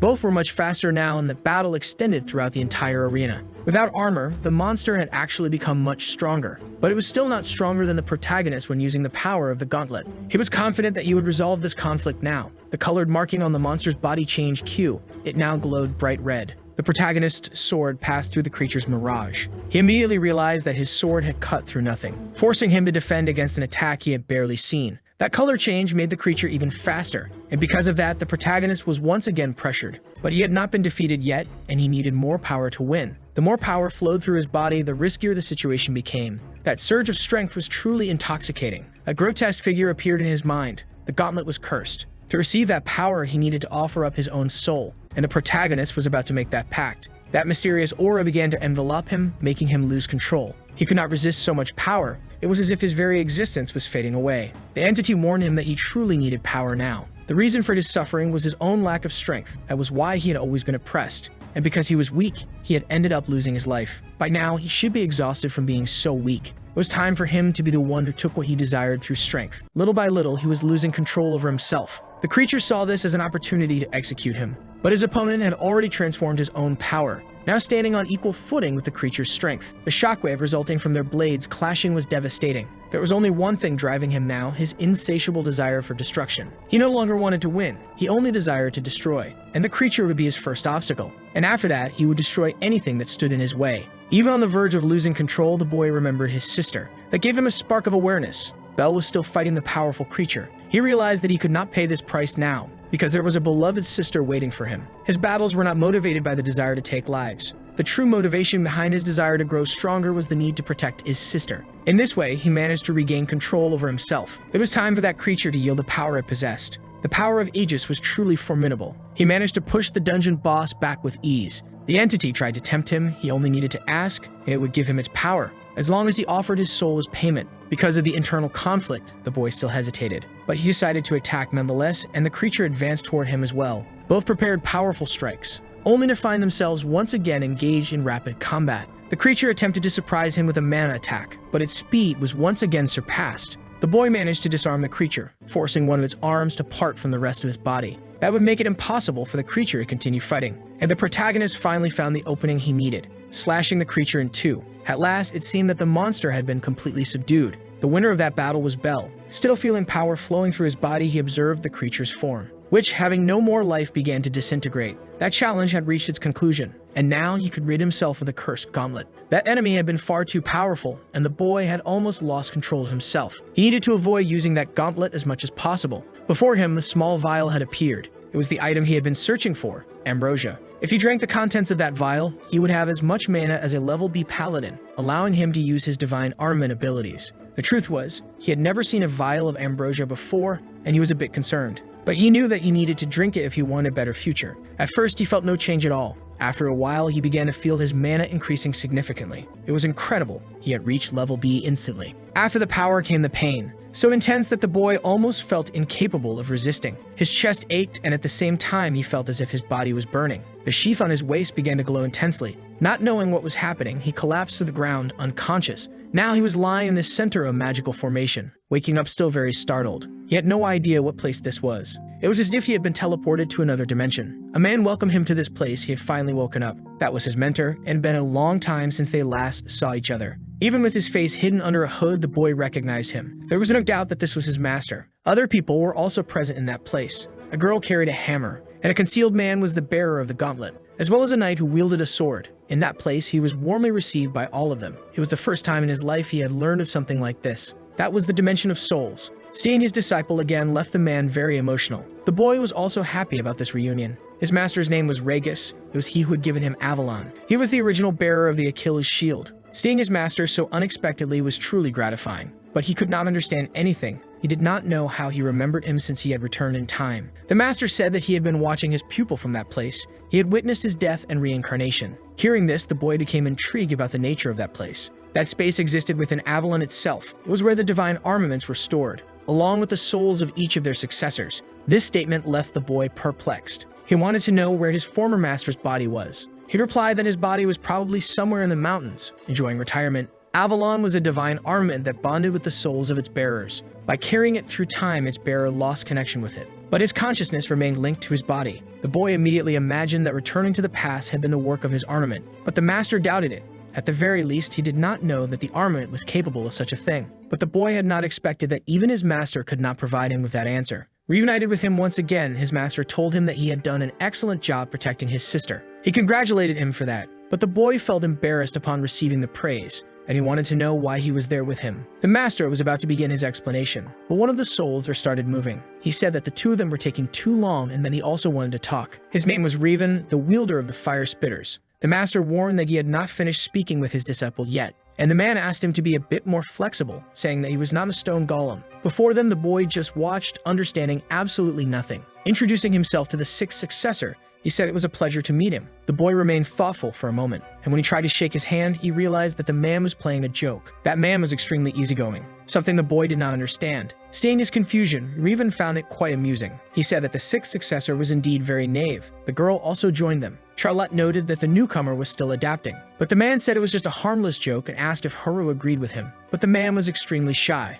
Besides being the fourth successor, he asked them not to speak to him. The girl knew that Revan liked to tease others. He asked her not to get so irritated, saying it ruined her beauty and made her wrinkle. Charlotte did not appreciate that comment at all. The master tried to ask them to stop arguing, but she did not like Regis' stance. Before she could respond, she already had to deal with the comedian's antics. It was strange for the boy to see his master in that kind of situation so lighthearted. It only showed that his predecessors were indeed powerful. He had already asked his master about them. They were all great heroes who fought against evil. The man with the sword asked them to get straight to the point. The first successor, Adam, confirmed that there was a purpose for that meeting. They had summoned the boy to that dimension to warn him. Upon learning this, he asked what it was about. The sixth successor needed to learn how to use the abilities of his divine arms. This news took him by surprise. Divine arms, when fully mastered, radiated an enormous amount of mana. If he were to unlock them now, it could be fatal to his body. That's why he was feeling so much pain. He needs to wait for his body to mature to unlock this power. But the boy has urgent needs. He believes he cannot stop his progress now. He needs all this power to be able to protect his sister.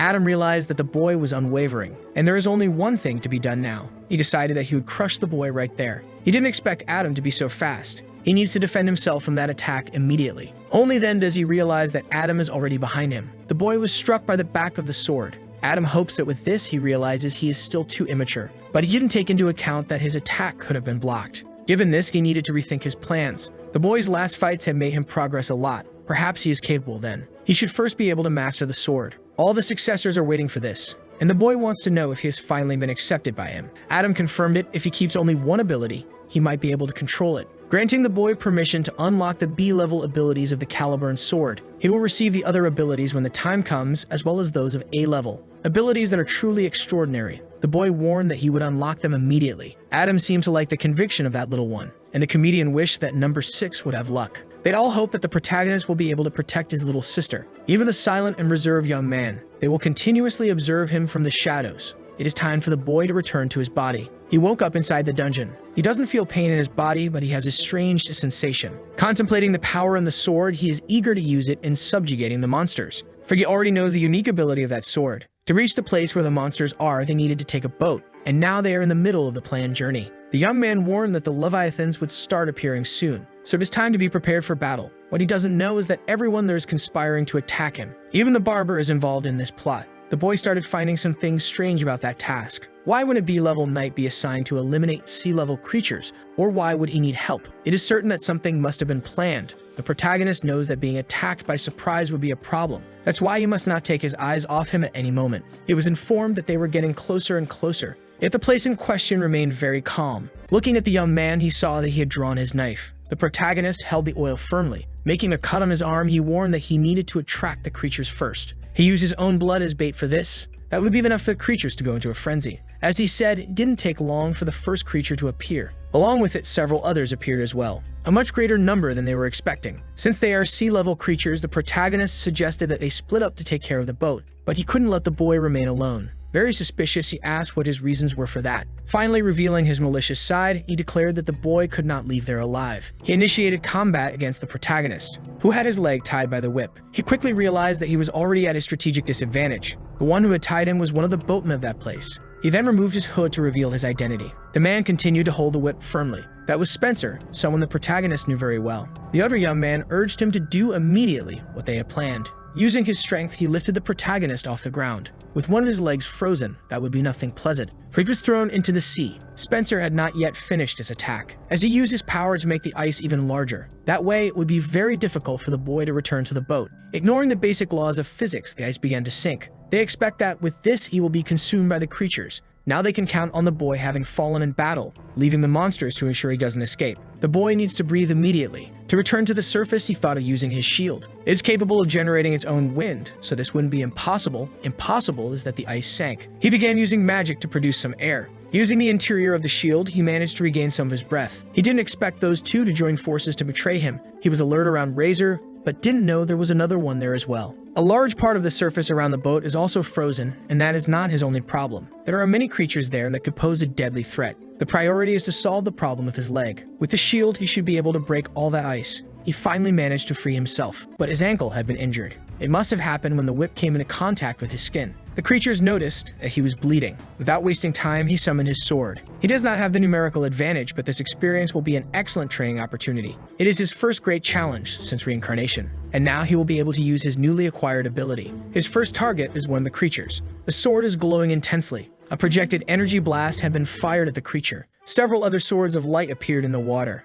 eliminating all hostility. It had been a while since the last time he was able to use this. Summoning the Starblade formation, it is time for him to finally enjoy the hunt. Several creatures are heading toward him, but the swords of light are capable of intercepting their targets. They are heading straight for the creatures. This is the true ability of the Caliburn sword. It summons several luminous swords capable of flight, as sharp as the original sword. Soon, all those creatures will be completely annihilated. On the surface, things are not easy either. They have to reduce those creatures to nothing, and they are using the frozen surface for support. It has been 5 minutes since everything happened. They are confident that the boy must have already departed from the land of the living. Spencer is impressed with Razor's cognitive ability. That plan was brilliant. Besides that, he can defeat all those creatures with ease. Razor confirmed that he is on a completely different level. It's good that the boy stays on his side, or he might perish like one of the creatures, but he believes he can still be useful. Without realizing it, the ice beneath his feet started to crack. The cracks grew, and he went to check what it could be, only to be suddenly attacked. The other young man was impressed by that. Something had happened underwater.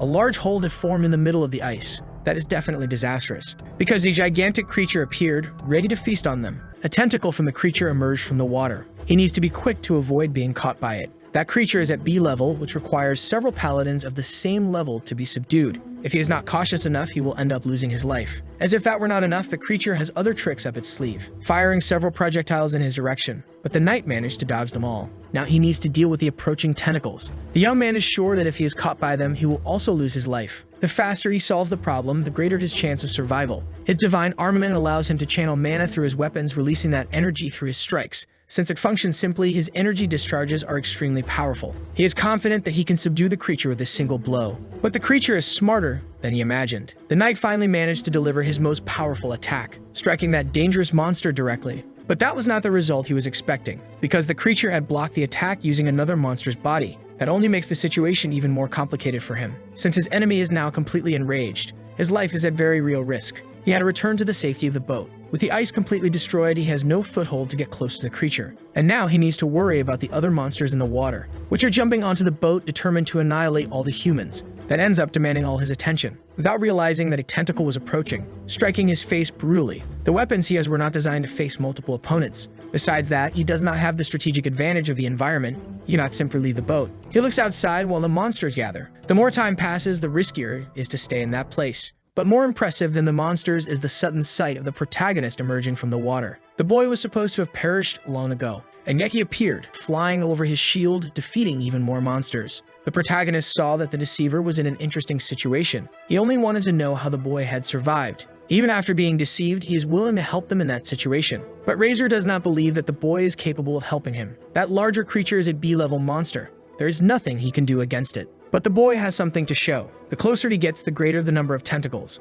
But the protagonist is not unprepared. He is still using Caliburn's abilities. The blades manage to intercept all the tentacles. Seeing everything, Razor cannot believe that he has perfected the unique ability of his weapon. Those abilities must be difficult to master. Bell warned that you would slice up that monster and turn it into fish food. The creature prepares to fire more shots, launching water blasts at the boy, who did not panic at any moment. That attack could end up destroying the boat completely. Bell is preparing to show the creature what he has in store for it, completely changing the formation of the light blades, merging them all into the original blade. All those swords had fused, creating a lightsaber, capable of firing a concentrated energy beam. The creature's attack collides with the boy's counterattack, but his determination to win is much greater. His attack was able to completely pierce through the monster's body. Moreover, he passed over it while the blade sliced through. Finally, the creature had been subdued. After that attack, it was completely out of combat, as its body had been split into two halves. It is impossible that the boy was capable of achieving such a feat. Returning to the boat, he confirmed that the next one would be Spencer, because he needs to pay for what he did earlier. Definitely, this boy will be a problem for Jin,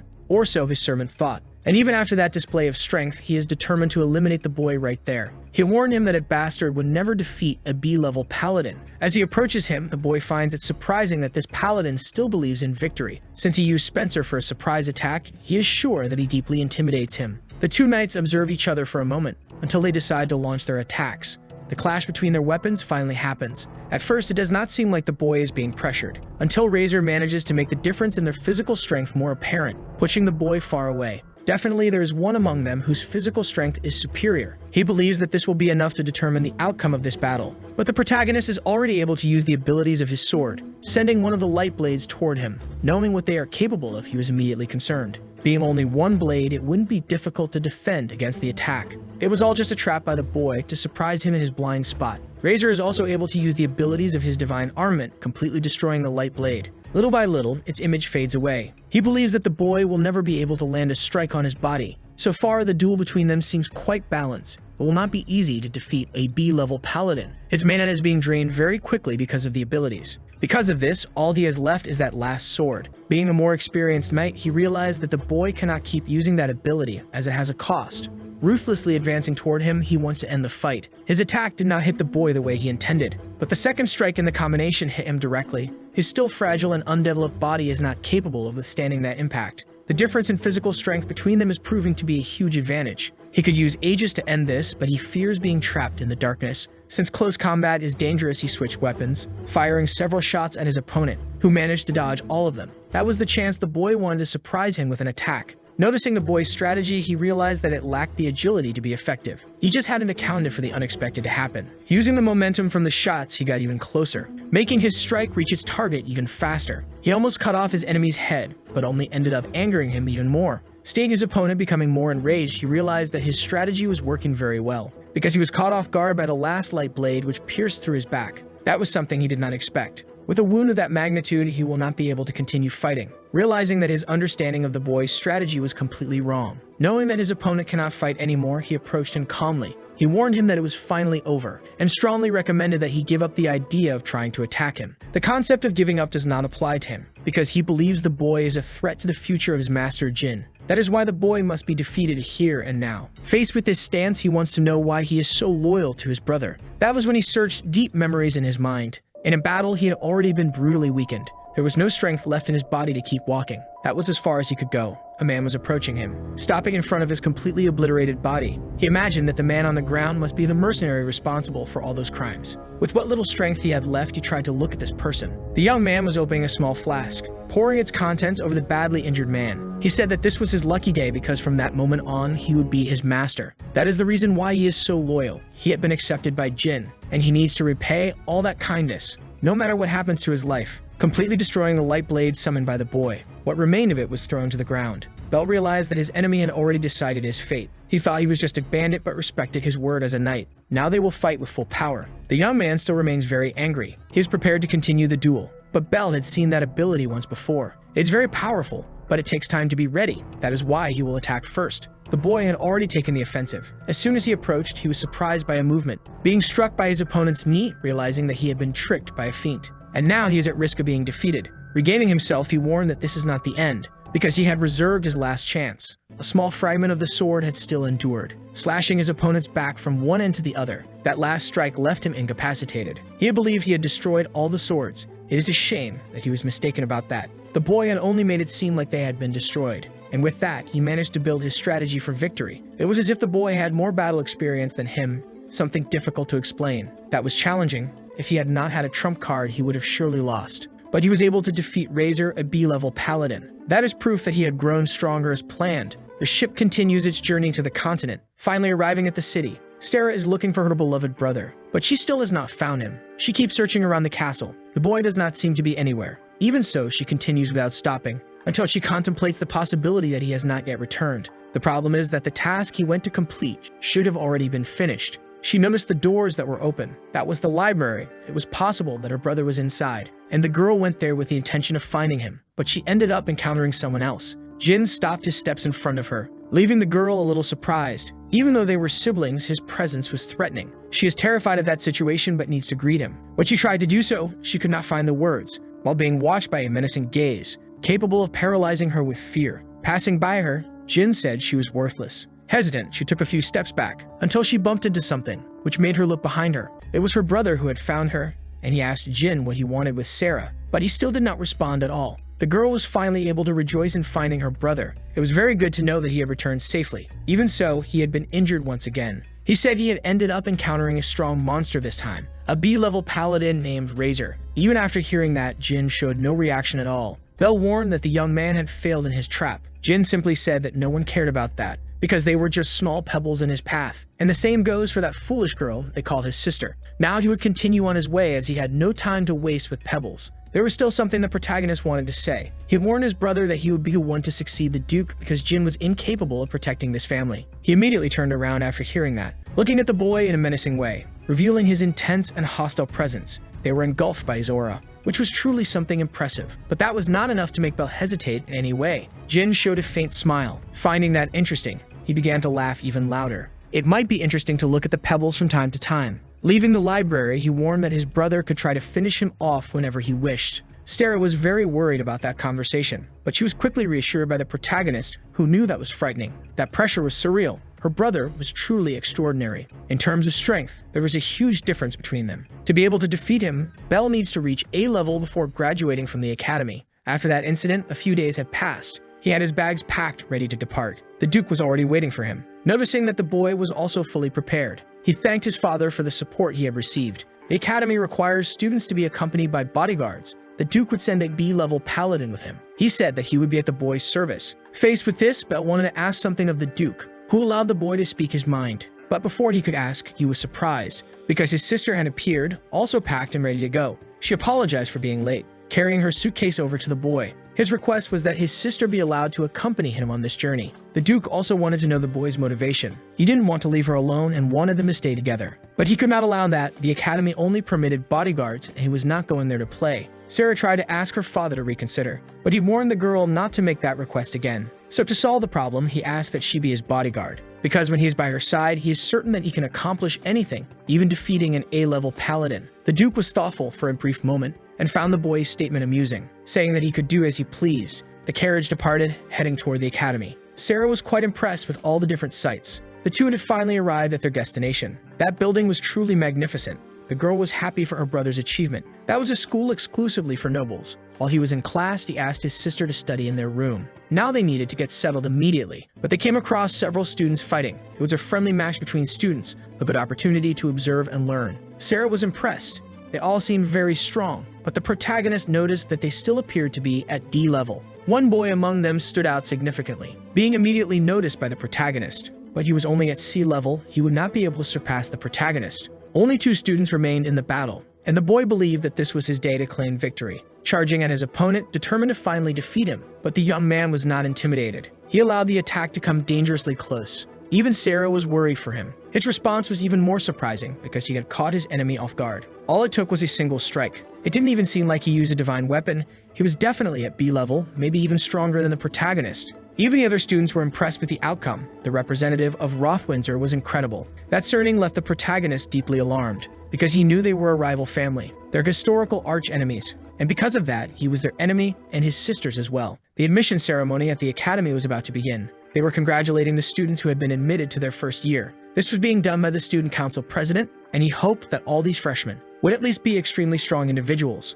Albert was currently a third-year student, and his family had already produced many renowned paladins. They had never met in his past life, but he knew that at 18, Albert had already reached S level. He immediately began to wonder if he had been involved in that incident. It was possible that he was one of those responsible. People were commenting that the boy was very intimidating and was already at B level. It seemed that more students in the student council were at the same level. The council was formed by those who had ranked in the top 4 positions at the martial arts event, and the title of president was granted to the event's champion. Albert was undoubtedly very powerful, but the protagonist was not sure if this person was his tormentor. To prevent such an attack in the future, he needed to show his enemies how strong he could be. The academy did not have elections for the council. Students were selected based on martial abilities, and the protagonist wished to participate as well, so that he could defeat Albert in combat. Inside the classroom, he waited for the professor to arrive. Someone was approaching to sit beside him. He asked if someone was already sitting in that chair. Belle said that no one was and that he could sit there. That boy's name was Lime Flexiel, and he hoped they could have enjoyable years at the academy. But there was something that caught his attention. That boy's surname was not unfamiliar. Seeing the protagonist's reaction, he became a little curious.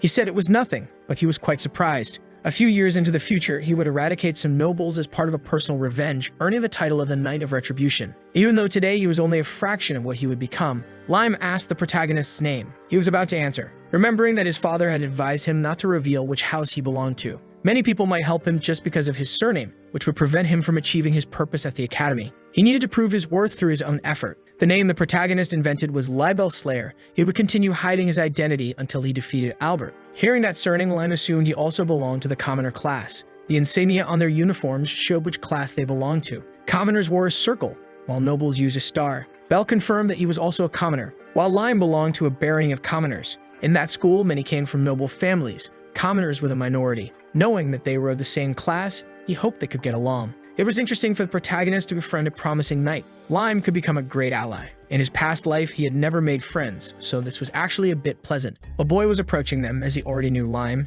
It seemed like he had come there just to bother him. This was Roger. He hadn't expected to be in the same class as his friend from his hometown. Everyone knew he was the son of a count and was already at D level. He wanted to know why that little boy was there too. He had taken the admission exam just like everyone else. Roger ended up congratulating him for that, but Lime seemed quite uncomfortable. Getting closer, he warned that Athena was not a place for him as he was just a commoner, so it would be better if he left soon. The boy became quite uneasy, and Roger warned that slaves should obey their masters, and that he could crush someone of his status with just his words. Belle intervened, stating that that was enough. Lime started to feel anxious for the new friend he had made. Roger also wanted to know who this boy was, immediately noticing that he was also a commoner, looking at him with all the disdain he had. Belle told the boy to leave, regardless of whether he was a commoner or not. Roger decided he would just let him go, making a sudden movement toward the boy. He delivered a kick to Lime. Belle ended up worrying about his new friend. Roger was enjoying the situation. Belle said that he was just a bastard who shouldn't even consider himself a paladin. Since he belonged to the nobility,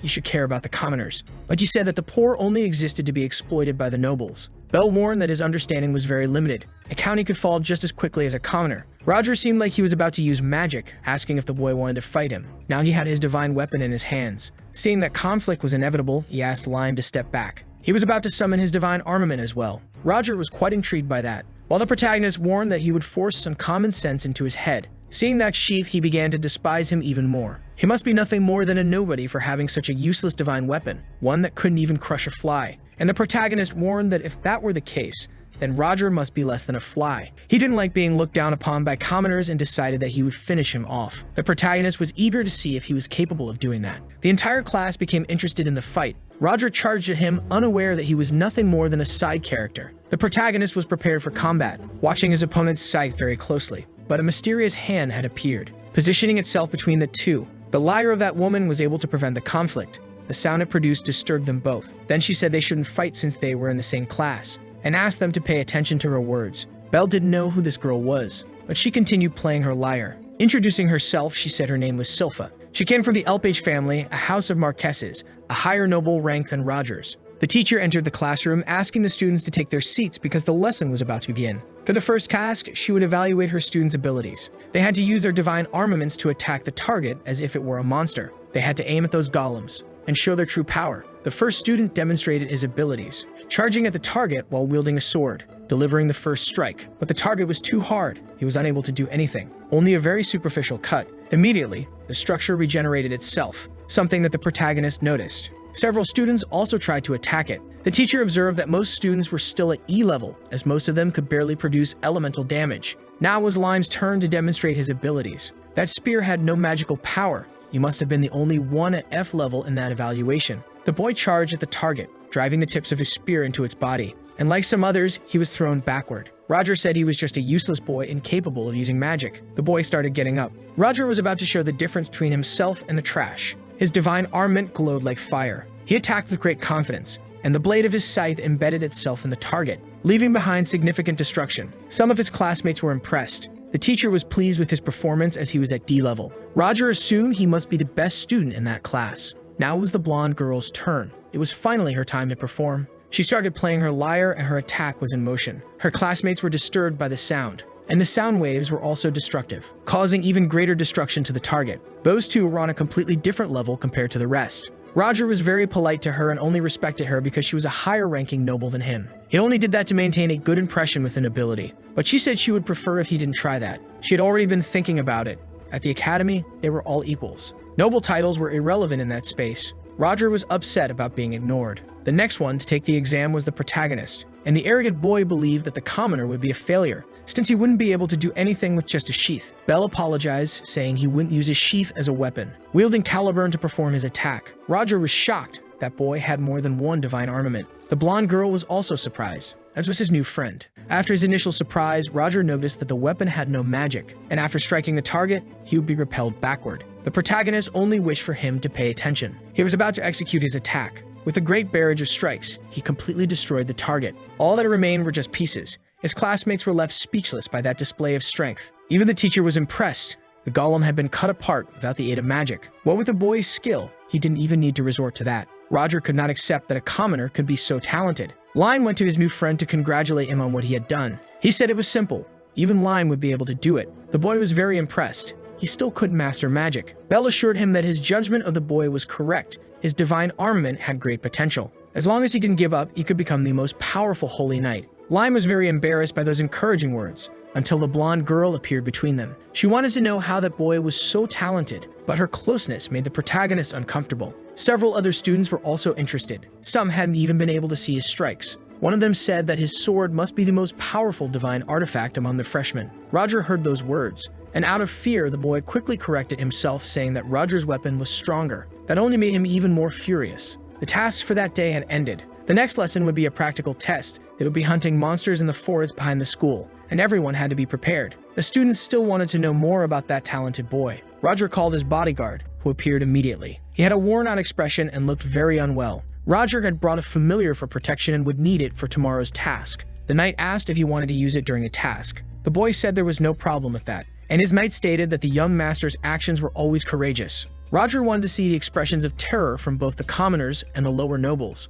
because he is going to send that proud commoner straight to hell. Outside the academy, they were preparing for class. The monsters there started at F level, and some E level monsters had also been released. Their task was to hunt these creatures. Whoever defeated the most of them would receive extra points. Roger couldn't hide that he was a malicious boy. Finally, the practice had begun. It was time for them to show what they were capable of. The girl wanted to compete with the protagonist to see who could get first place. Little did she know that first place already had an owner. He needed to show his strength to all of them. Lime wanted to accompany him, since he still didn't have the confidence to fight alone yet. He allowed him to come along, but made it clear that he wouldn't go easy. Running toward the forest, he told him to follow. It didn't take long before they encountered several creatures, but they were not a real challenge for the protagonist, who was cutting down those monsters as if they were pieces of paper. His classmates were also very engaged. He had already defeated 15 monsters. It was so easy that it didn't even count as a warm-up. Lime was quite impressed with his classmates' performance, but they had no time for conversation. One of the creatures had appeared behind the boy, but he was saved by the protagonist. He needed to stay very alert,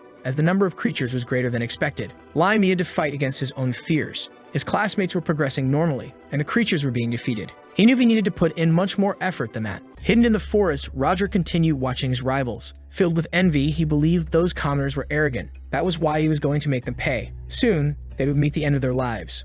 Wielding a staff, he was about to summon something. The protagonist took note of the appearance of that magic circle, immediately becoming intrigued, because from within it, a creature was emerging, a monstrous being capable of controlling fire. That was a dangerous salamander. Its mouth was enormous and its teeth extremely lethal. All the students were worried about that appearance. While they ran away, the protagonist remained still. Lime couldn't believe that such a creature had appeared, and it was already prepared to attack anyone, leaving the boy completely terrified. For the second time, he had to be saved by the protagonist, who managed to block the flames using his shield. He ordered the boy to run away with the others. A B-level creature was not supposed to have appeared in the forest, but that was irrelevant. It was going to be a lot of fun. The protagonist was already using his abilities, sending his swords of light against the creature. They managed to cut through its tough scales. Roger had not expected that the commoner would be capable of using unique abilities. He needed to increase the difficulty, and called for his knight once again, who was ready to obey all his orders. The creature was surrounded by the swords of light. Line found that incredible. His classmate was pressuring a powerful creature. It was time for it to disappear.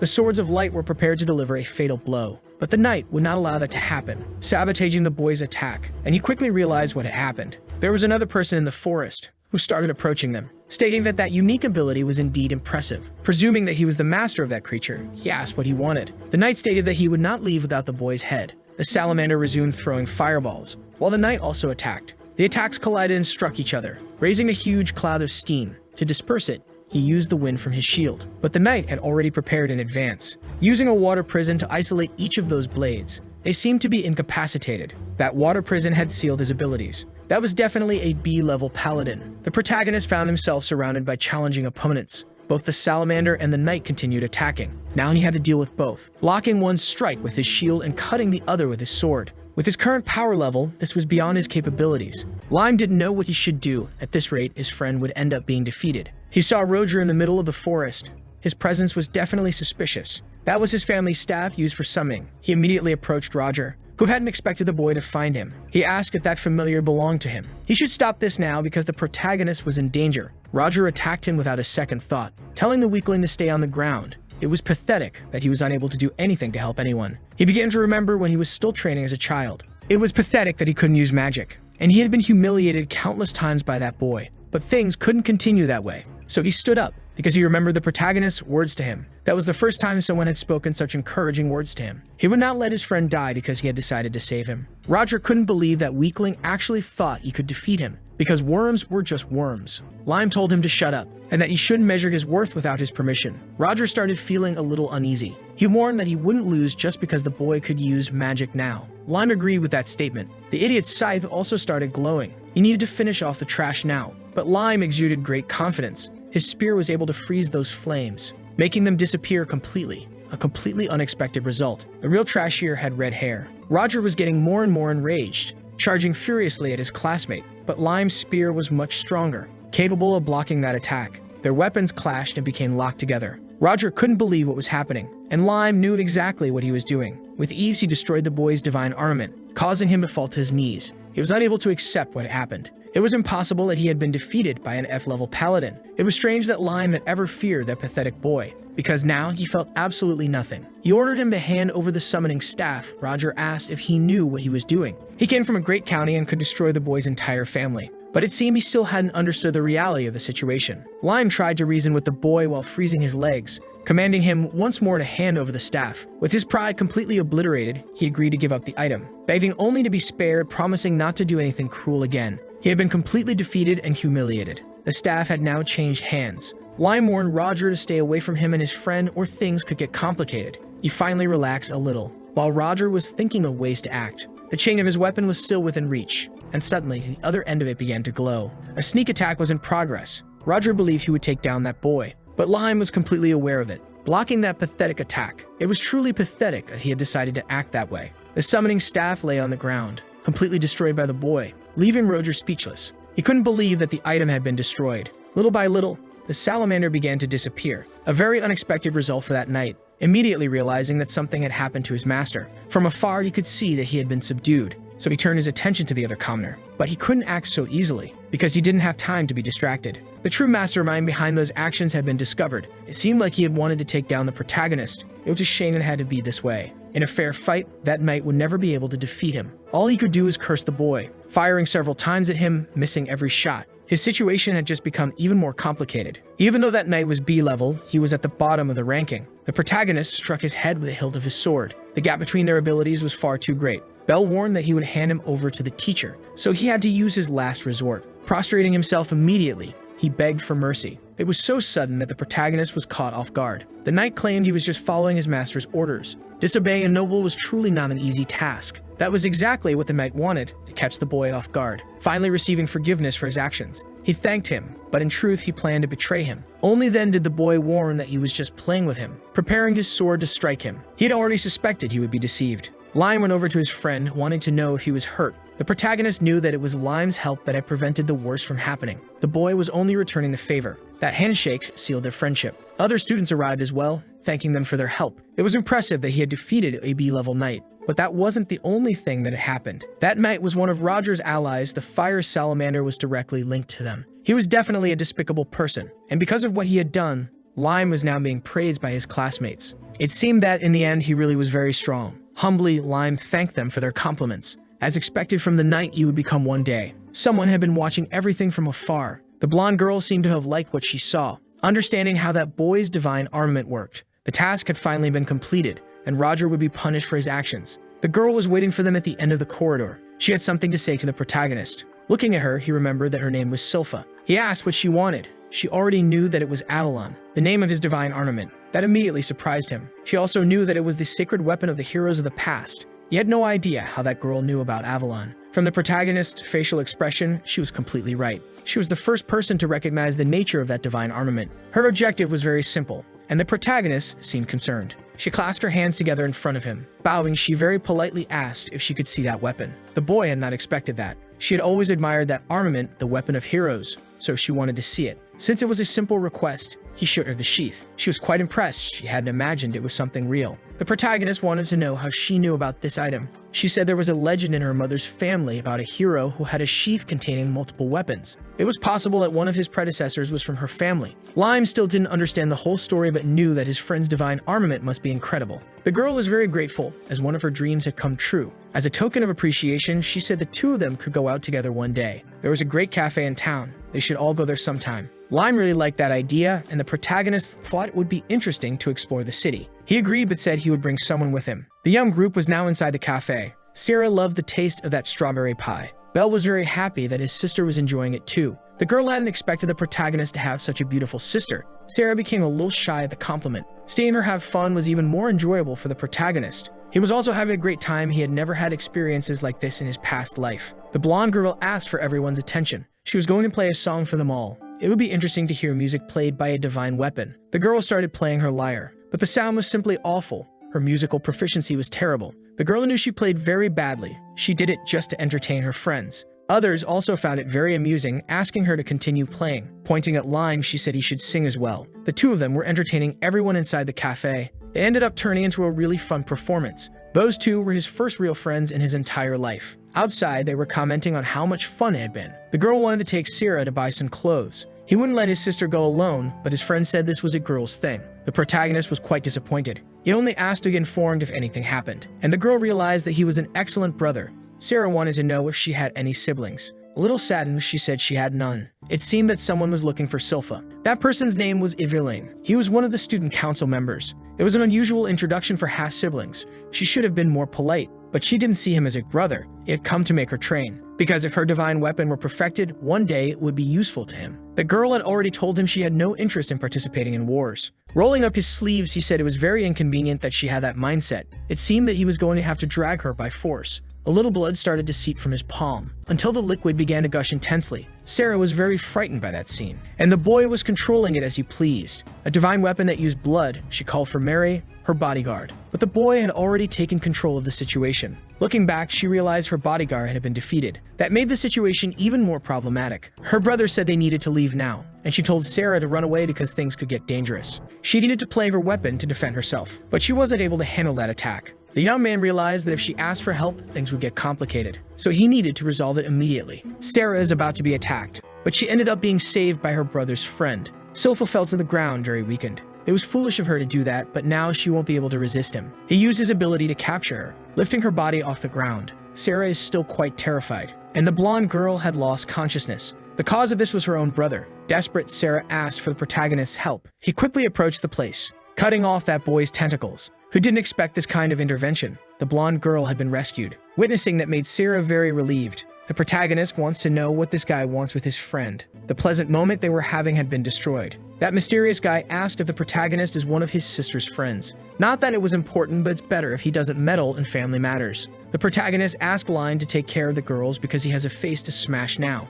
and he was going to deal with him immediately. But the guy is surprised by that stance. He warned that there's no merit in defending that girl. Using his sword to cut those attacks is very easy, which left the guy quite impressed. Helping a friend is something completely natural. Striking an attack against him, the guy protected himself with a shield, warning that this was a waste of time. That blood shield is really impressive. It looks like his sword won't work against it. He can't waste his mana in this fight. The guy was already prepared to attack, but the protagonist managed to dodge it. Recognizing that the protagonist is very irritating, he warned that he would finish everything quickly, firing several attacks at him. A very predictable attack. Then the boy wielded the fire spitter. Seeing that the boy possessed more than one divine weapon, he realized that he was not an ordinary opponent. It was the protagonist's turn to fire now, managing to stop all the attacks coming his way. It looks like they are at a stalemate. Seeing that he intercepted his attacks only made that fight even more complicated. But he is determined to capture his sister, producing a spear made of blood. That move will be the last. The protagonist confirmed that it really would be. The two attacked each other with everything they had. Some people on the rooftop said this was quite interesting. Looking up, they noticed the arrival of these people. One of them, upon landing on the ground, shattered the sidewalk stones. He had landed between the two, demonstrating his strength. He would like to join that fight as well. The protagonist knows he belongs to the student council, while the blue-haired guy wants to know what Zeal is doing there. He warned that he was being too hard on the kids. The girl said that this behavior is quite embarrassing, because he is a great weakling. Seeing his two colleagues, he decided to stop his attacks. But Zeal would have liked the fight to last a little longer. Making his whole body glow, he said it was best they went all out. His entire body was covered in armor. Besides being large, he has a powerful presence. The girl asked the muscular one to do his job, while she summoned several chains. That was necessary to prevent him from taking drastic actions. They weren't there to continue a fight. Seeing that magical power, the protagonist realized that she is also very strong. Zeal managed to break the chains without much effort. He said that Evelyn has responsibilities along with the student council, in the company of Albert. Because of this, he will spend a month on an expedition inside the forest. The task begins immediately. He realized he had no other choice. Leaving there, he warned that he would take his sister in a month. The girl waved goodbye to the weakling newbie. It's a relief that they all left. The student council students are all monsters. Looking back, he checked to see if his friends were okay. She said she wasn't hurt and apologized for getting him involved in that. But the protagonist said it wasn't necessary. He just wants to know why she and her brother are fighting. The reason for this is that he wants to use her, as he is the next heir. When he graduates, he will try to expand his own territory by attacking unexplored regions. Lime knows those lands are filled with powerful creatures. Her brother believes that her divine weapon will be a powerful artifact in the war, but she doesn't want to fight. Her intention is to become stronger and become the heir. It's the same situation the protagonist is in. The problem is that she couldn't do anything. She's far from being able to defeat him. Sarah said that's not true because that girl was able to protect her. It looks like that gave her a spark of hope. Sarah is very grateful for what happened. Even the protagonist wants to express his gratitude, and he went to the girl to do so. Being able to save someone is what makes him strong. In the past, he couldn't. He said she should have confidence because if she lacks strength, she can train. Lime said she would help her too. At first, she doesn't even know what to say, but she is very grateful for her new friends. The protagonist knows that the last attack could have been fatal. In a month, he will return, so Bell needs to become stronger. For that, he needs to unlock his unique ability. He needs to talk to the comedian. He needs the permission of the predecessors to acquire new abilities, and he must return to that space. Closing his eyes, he began to concentrate, channeling his mana through the sheath. He was received by all the other predecessors. It has been a while since they last saw each other. The boy has a request to make, but they already know what it is, because they saw everything that happened in the last battle. That artifact was a bit problematic. That guy can shape things freely. It resembles Avalon itself quite a lot. It fell into a brief silence. The comedian warned that if he burns that blood, everything will be resolved. And the boy thinks exactly the same way, which is why he wants his unique ability. Something the comedian agreed to do without hesitation, just to show that it had been a joke. He really enjoys being a comedian. Charlotte said he should stop with that kind of nonsense, but it's much stronger than him. Being funny is cool, and that ability consumes a lot of magical power. If he used it now, he would soon be completely drained. But he has a condition for it. Before the rematch, he must fire 300 shots per day. That way, he will consider granting the ability to the boy. The problem is that this is unattainable. All he can manage is 100 shots in a single day. But the comedian doesn't want to hear excuses, and as soon as he accomplishes that, he must return. After speaking, he snapped his fingers. The boy was sent back into his body. Realizing that besides being funny, the comedian is a bit cruel. He soon realized that to use the ability, he will need to triple his current magical power. The problem is that this might not be possible. The predecessors agree that this is an impossible challenge. There's no way for the boy to increase his magical power that much. But they are interested in seeing the boy's progress. After all, he can't become stronger. He won't be able to win. The protagonist went to the forest. There he began to fire his shots, defeating some creatures. That isn't too difficult to do. But the workload is truly exhausting. The only way to increase his magical power is by hunting creatures. So he will hunt everything he can find. His friends are impressed with his strength. It was good that they came along too. Everyone wants to get stronger. That's how she convinced Line to go as well. The desire to become stronger is greater than the fear. The protagonist truly has good friends that contributes to his progress. After firing 100 shots, he felt drained, but by hunting, he increased his power slightly. But it still wasn't enough. That progress is far from ideal. Then he heard a terrifying roar in the forest that didn't seem to have come from an orc. It could be that his friends are in danger. Finally, the protagonist found the creature. It was lying on the ground as if sleeping. Beside its body were his two friends, celebrating what they had managed to do. The girl praised Bell's work. Even he was curious to know if his friends had defeated that creature. And that was exactly what happened. That was a sea-level creature. He thought his friends were at a lower level. Since they wouldn't be able to defeat it normally, they came up with an efficient strategy. First, they surrounded the enemy with ice. Then the girl attacked with her sound waves, which were reflected by the ice around them. It was truly an impressive plan. Those two have an interesting synergy. That was the result of their combined attack. And the protagonist had an idea too. Now he knows how he will be able to fire more shots. Meanwhile, more creatures had appeared. Several orcs like the one that had been defeated. A large group like that is going to be very problematic because they are all very tired. But the protagonist has a brilliant idea. He can still keep fighting. They would never have imagined that the protagonist was capable of doing all that. Seeing that he left in a hurry, the girl remembered that he had something to do. The predecessors did not expect the boy to return so quickly. The comedian hopes he is now trying to change the terms of the agreement. But the boy said he had already completed the task, something that left them quite astonished. It is not possible that he did that in just one day. The comedian stated that he is the one who makes jokes there, but the boy remained firm. They asked him to show in a battle what had changed. He would have to fire all those shots during a fight and could use other weapons if he wanted to. Unless, of course, he was afraid. But the protagonist liked that challenge a lot. He just needed the signal to be given, and the battle would begin. They are properly prepared. and the comedian is eager to see that progress. The elder gave the starting signal. Bell already had his pistol in hand, but the comedian had already fired the first shot, which hit the boy. He said the boy was too slow and needed to improve on that. As expected from the original user of that weapon, he is much faster. It seems that the comedian is in his 100 jokes mode, and the protagonist does not want to lose that duel. The two fired several times, leaving the comedian quite impressed. Charlotte said the boy was very good, and now she understood why the elder decided to train him. Indeed, he is very proud of his pupil. The shy one said that the real battle had yet to begin, and Charlotte did not like his tone of voice.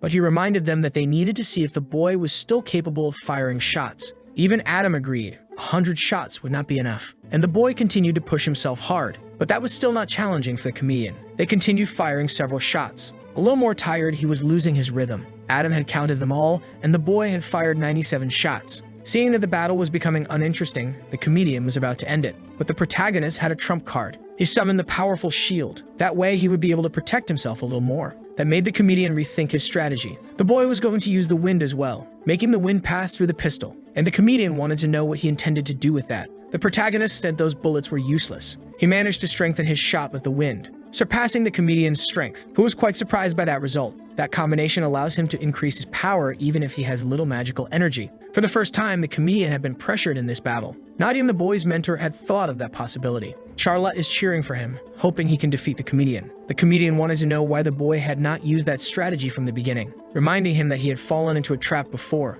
and now was time to return the favor. But hiding that ability might not change things. Now the boy needed to dodge all those shots, and the battle became much more balanced again, because the protagonist was able to hit the comedian's first shot, since his magical power was also running low. While the boy continued firm in his strategy, the situation had become quite complicated. His opponent was being pressured. It was time to end this. But the comedian is not an easy enemy to defeat. He hid behind his flames, preventing the boy from knowing his true position, besides not knowing where the shots were coming from. He was soon hit in the back, which gave him a clue about the comedian's location. But he had already repositioned himself, hitting the boy once again. All he needed to do was keep hiding within the flames, because the protagonist had been completely cornered. He needed to push away those flames using the wind, and that was exactly what he did to find the comedian, who could no longer hide behind the flames. Now he had a clear view to hit his target, but he was unable to fire any shots. This situation was definitely complicated. The other predecessors suspected that he might have exhausted his magical power, becoming completely vulnerable to the comedian. But the comedian had also run out of bullets. The final impact occurred,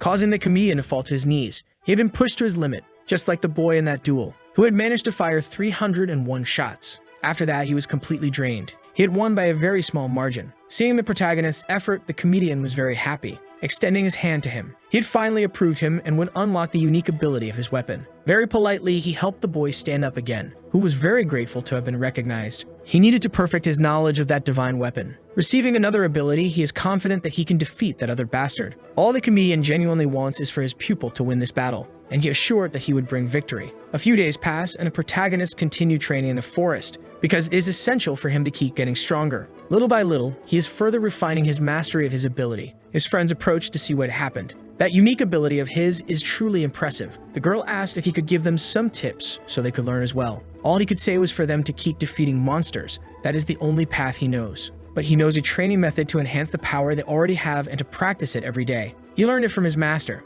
They need to sit down, close their eyes, and concentrate. Making that symbolic hand gesture, this is the easiest way to circulate magical power through the body. By practicing that meditation for an hour a day, magical power can grow more quickly. Besides helping to refine it, making it easier to release power during battle, they decided they would try to do that too. This practice does not bring immediate results, but in the long run, it is very effective. His friends began circulating magic through their bodies. The protagonist noticed that they had progressed too quickly. Perhaps their progress is far above average. He couldn't afford to fall behind, so he decided he would keep training. That would also contribute to strengthening his unique ability. But 5 days passed, and a group of friends kept training. After 10 days, they were already dueling each other. To become even stronger, a total of 20 days passed, and they continued training diligently. After a month, they met with the bastard again. This time, he did not come alone to take his sister. It had been a while since they last saw each other. Even the girl had become stronger. The bastard ordered his servant to take the girl, as he would handle this nuisance. The servant understood his orders, but the girl was not going to make that task easy at all, immediately attacking him with her divine weapon. But the servant was fast enough to dodge those attacks. Lime would not let her friend fight alone. Charging at that servant fiercely, he would not allow her to be taken from Alice in a fight. On the other side, it was time for the protagonist to settle his matters. He had just one question before that, which he wanted to ask. What was that guy going to do with his own sister? Her divine weapon is special, passed down through generations, capable of controlling people through sound. That way, she could turn people into battle instruments, making war much easier. That is truly a despicable goal. He just wants to make his life easier. His sister is nothing more than a mere tool to him. The protagonist does not need any further explanation, because that guy is not worthy of being called a brother. He warned that anger would not make that weapon work against him, but that is exactly what they were about to see. He found the protagonist's stance strange, because the pistol was pointed at its own user, who began using his unique ability. The flames were directed at his own heart. They now enveloped his entire body. That is the soul incineration, an impressive technique. Even though he was not impressed, the bastard acknowledged that this was going to be troublesome. The protagonist had become much stronger, and wings emerged from his back. With that, all of his physical attributes were enhanced. He is now able to approach his enemy much more quickly. All the bastard did was fire a few shots, but that was completely useless, because his flames can burn all that blood, something the bastard was not expecting. It was time for the protagonist to kill him until nothing was left. Preparing without stopping to land a punch on him, the bastard immediately produced a shield for his protection, which was able to withstand the first impact, but shattered the way it did, it would not be able to stop the second. That way, the protagonist managed to hit him in the face, sending the poor fool's body flying away. The blood he has now is completely useless. He should just give up and go home. But that is not all he has to show. The bastard had stood up again. His eyes had completely transformed as well. The surface of his skin had undergone a transformation. It felt as though his blood had started boiling. With that form, he had become much more powerful, and the protagonist could not tell what that was. That was dragon blood. That ability transformed his entire body. He now looked like a dragon. His power had grown significantly. That pressure is really problematic. He warned the protagonist that he should feel proud of it and regret it at the same time. His sharp claws were already prepared, because he was about to feel his full fury now. Bell paid close attention to his opponent's advance. With his enhanced abilities, he was able to dodge it. Even so, he was superficially cut. His opponent was intrigued. He thought he had hit the target. While he was thinking, the protagonist prepared an attack, launching his flames at him. He managed to hit him precisely. Now he would make everything explode into the air. The resulting destruction was truly impressive. A lot of smoke had risen into the air, but his opponent seemed completely unscathed. He said that attack had been completely pathetic. The scales on his body remained clean. There were no signs or traces of soot or burns. He charged at the protagonist, ready to slice him apart. Just fire would not be enough for this opponent, so he decided he would crush him with his fists. The two were on a collision course. Bell had to dodge those claws once again. Only then would he have a chance to strike, landing a hit on his opponent's side. Feeling the impact on his own skin, he was not impressed in the slightest. Those scales were also very resistant to impact. The protagonist got distracted by his thoughts, being caught off guard by the dragon's tail, which hurled him toward the ground, while his opponent prepared a powerful spell to annihilate him. Bell knew he needed to defend himself immediately, sending a fireball to avoid being hit. But his opponent's attack was much more devastating. A great explosion occurred in the air. The boy appeared to be very exhausted. Even though he was persistent, he was clearly at his limit, and the dragon was capable of making several of those attacks. That would make things much more complicated for him, because the protagonist needed to use even more of his magical power. And on the ground, his friends were engaged in another battle. Their enemy was probably at level B. They decided they would execute a combined attack. The silent enemy just waited for their movement. Lime was the first to advance, forcing his opponent to defend himself. The boy had driven his spear into the ground. That made his opponent slightly cautious, finally realizing that he had been surrounded by ice walls. This was the girl's time to act. She was already approaching, sending powerful sound waves at her opponent. That combination had been enough to defeat a monster stronger than them, so they believed the battle would be over. But the knight said all of that was completely useless. He struck his staff against the ground. A dark and mysterious circle appeared, completely absorbing the sound waves of the attack, until absolutely nothing remained. An unexpected result for the kids, still with his staff resting on the ground. He prepared an attack capable of annihilating them. The dark portal grew larger and larger, releasing the absorbed sound waves. Thanks to his absorption, those attacks were now completely useless. The girl was still processing what had happened. The knight apologized to her, but said he had to take her since he had received orders from his master. Lime was not going to let that happen, and the knight warned the boy not to interfere. But he would never listen to those words, so he needed to be subdued. He was still very inexperienced in combat. The girl saw that her friend was also struggling. Knowing she needed to help him, she became desperate because she couldn't move her body. Meanwhile, the boy continued to be brutally beaten. She only wished she had a little more strength to resist. She remembered the protagonist's words that training would help her release power in battle. She just needed to calm herself down. That way, she would be able to focus on the magical power within her body. Believing she could fight, she was ready to save her friend. His skull was about to be completely crushed by that staff, but the sound waves flew through the air, Lime managed to react in time. It was not yet time for him to be defeated, and the poor knight was quite puzzled by what was happening. That was the result of the sound produced by the girl. Lime could hear her friend perfectly. The music she played was beautiful, and that music transformed into strength in the boy's body, who was now able to pressure his opponent, managing to throw him off balance. The knight did not know where that child had drawn so much strength from. His divine weapon shone intensely, ready to freeze him. Ice plates emerged from the ground, advancing toward the knight, who was certain he was in trouble. He would not be able to absorb all of that, being completely engulfed by the ice. In the air, the protagonist was already nearing his limit. The battle was about to end. But he saw that his friends had succeeded. Now all that remains is to defeat the bastard standing before his eyes. What he will do now is a gamble because he will use his hidden trump card. The dragon was intrigued to realize that the boy was still hiding his strength, but that wouldn't make a difference because he was about to experience true despair. The battle between the two intensified even more, because the dragon was also increasing his power, about to unleash a devastating attack. The protagonist knew that his opponent was about to launch his most powerful strike, but he also had something to do. For it to work, he just needed to survive. The dragon had finally completed the charging phase of his ability, unleashing all of his power against the protagonist. That energy sphere was truly enormous, an unexpected size that could make things even more difficult. The boy needed to act fast to avoid being defeated. The only thing he had was that attack, launching his flames to prevent being hit. But the dragon continued generating even more power, a force that the protagonist could not withstand. He had been overpowered by his opponent. It seemed that the battle was finally over. That was not the ending the dragon had hoped for. He wanted something more thrilling. Only then did he realize that the protagonist had appeared behind him. He had been distracted and had not paid attention to his own defense. While he was charging all that power, the boy had created a clone from his own flames, which had been destroyed by the dragon, an ability he never expected the protagonist to master. Feeling confident, he believed the protagonist couldn't harm him because his attacks were weak. It was time for him to show the progress of his training, because through it, he had perfected his mastery of magic. The dragon sensed that the boy's arm was coated in mana. His attacks may not have worked so far, but that punch was going to be different. Looking back, the dragon realized that it was quite dangerous. Those blue flames were the boy's trump card, striking his enemy's back with his glorious fist, causing him intense and agonizing pain, strong enough to shatter the dragon's scales. It was impossible that he had been defeated by a child. After some time, he managed to open his eyes. His body was completely immobilized by ice. He and his servant had been defeated. It took a while, but they eventually regained consciousness. The dragon thought he would be bothered by the kids, but since he had been defeated, it didn't bother him. There was something the girl wanted to say to him. She would not let him start a war, she would not be his tool, and he had better understand that. Unexpectedly, he seemed to agree. He would do exactly as the girl asked.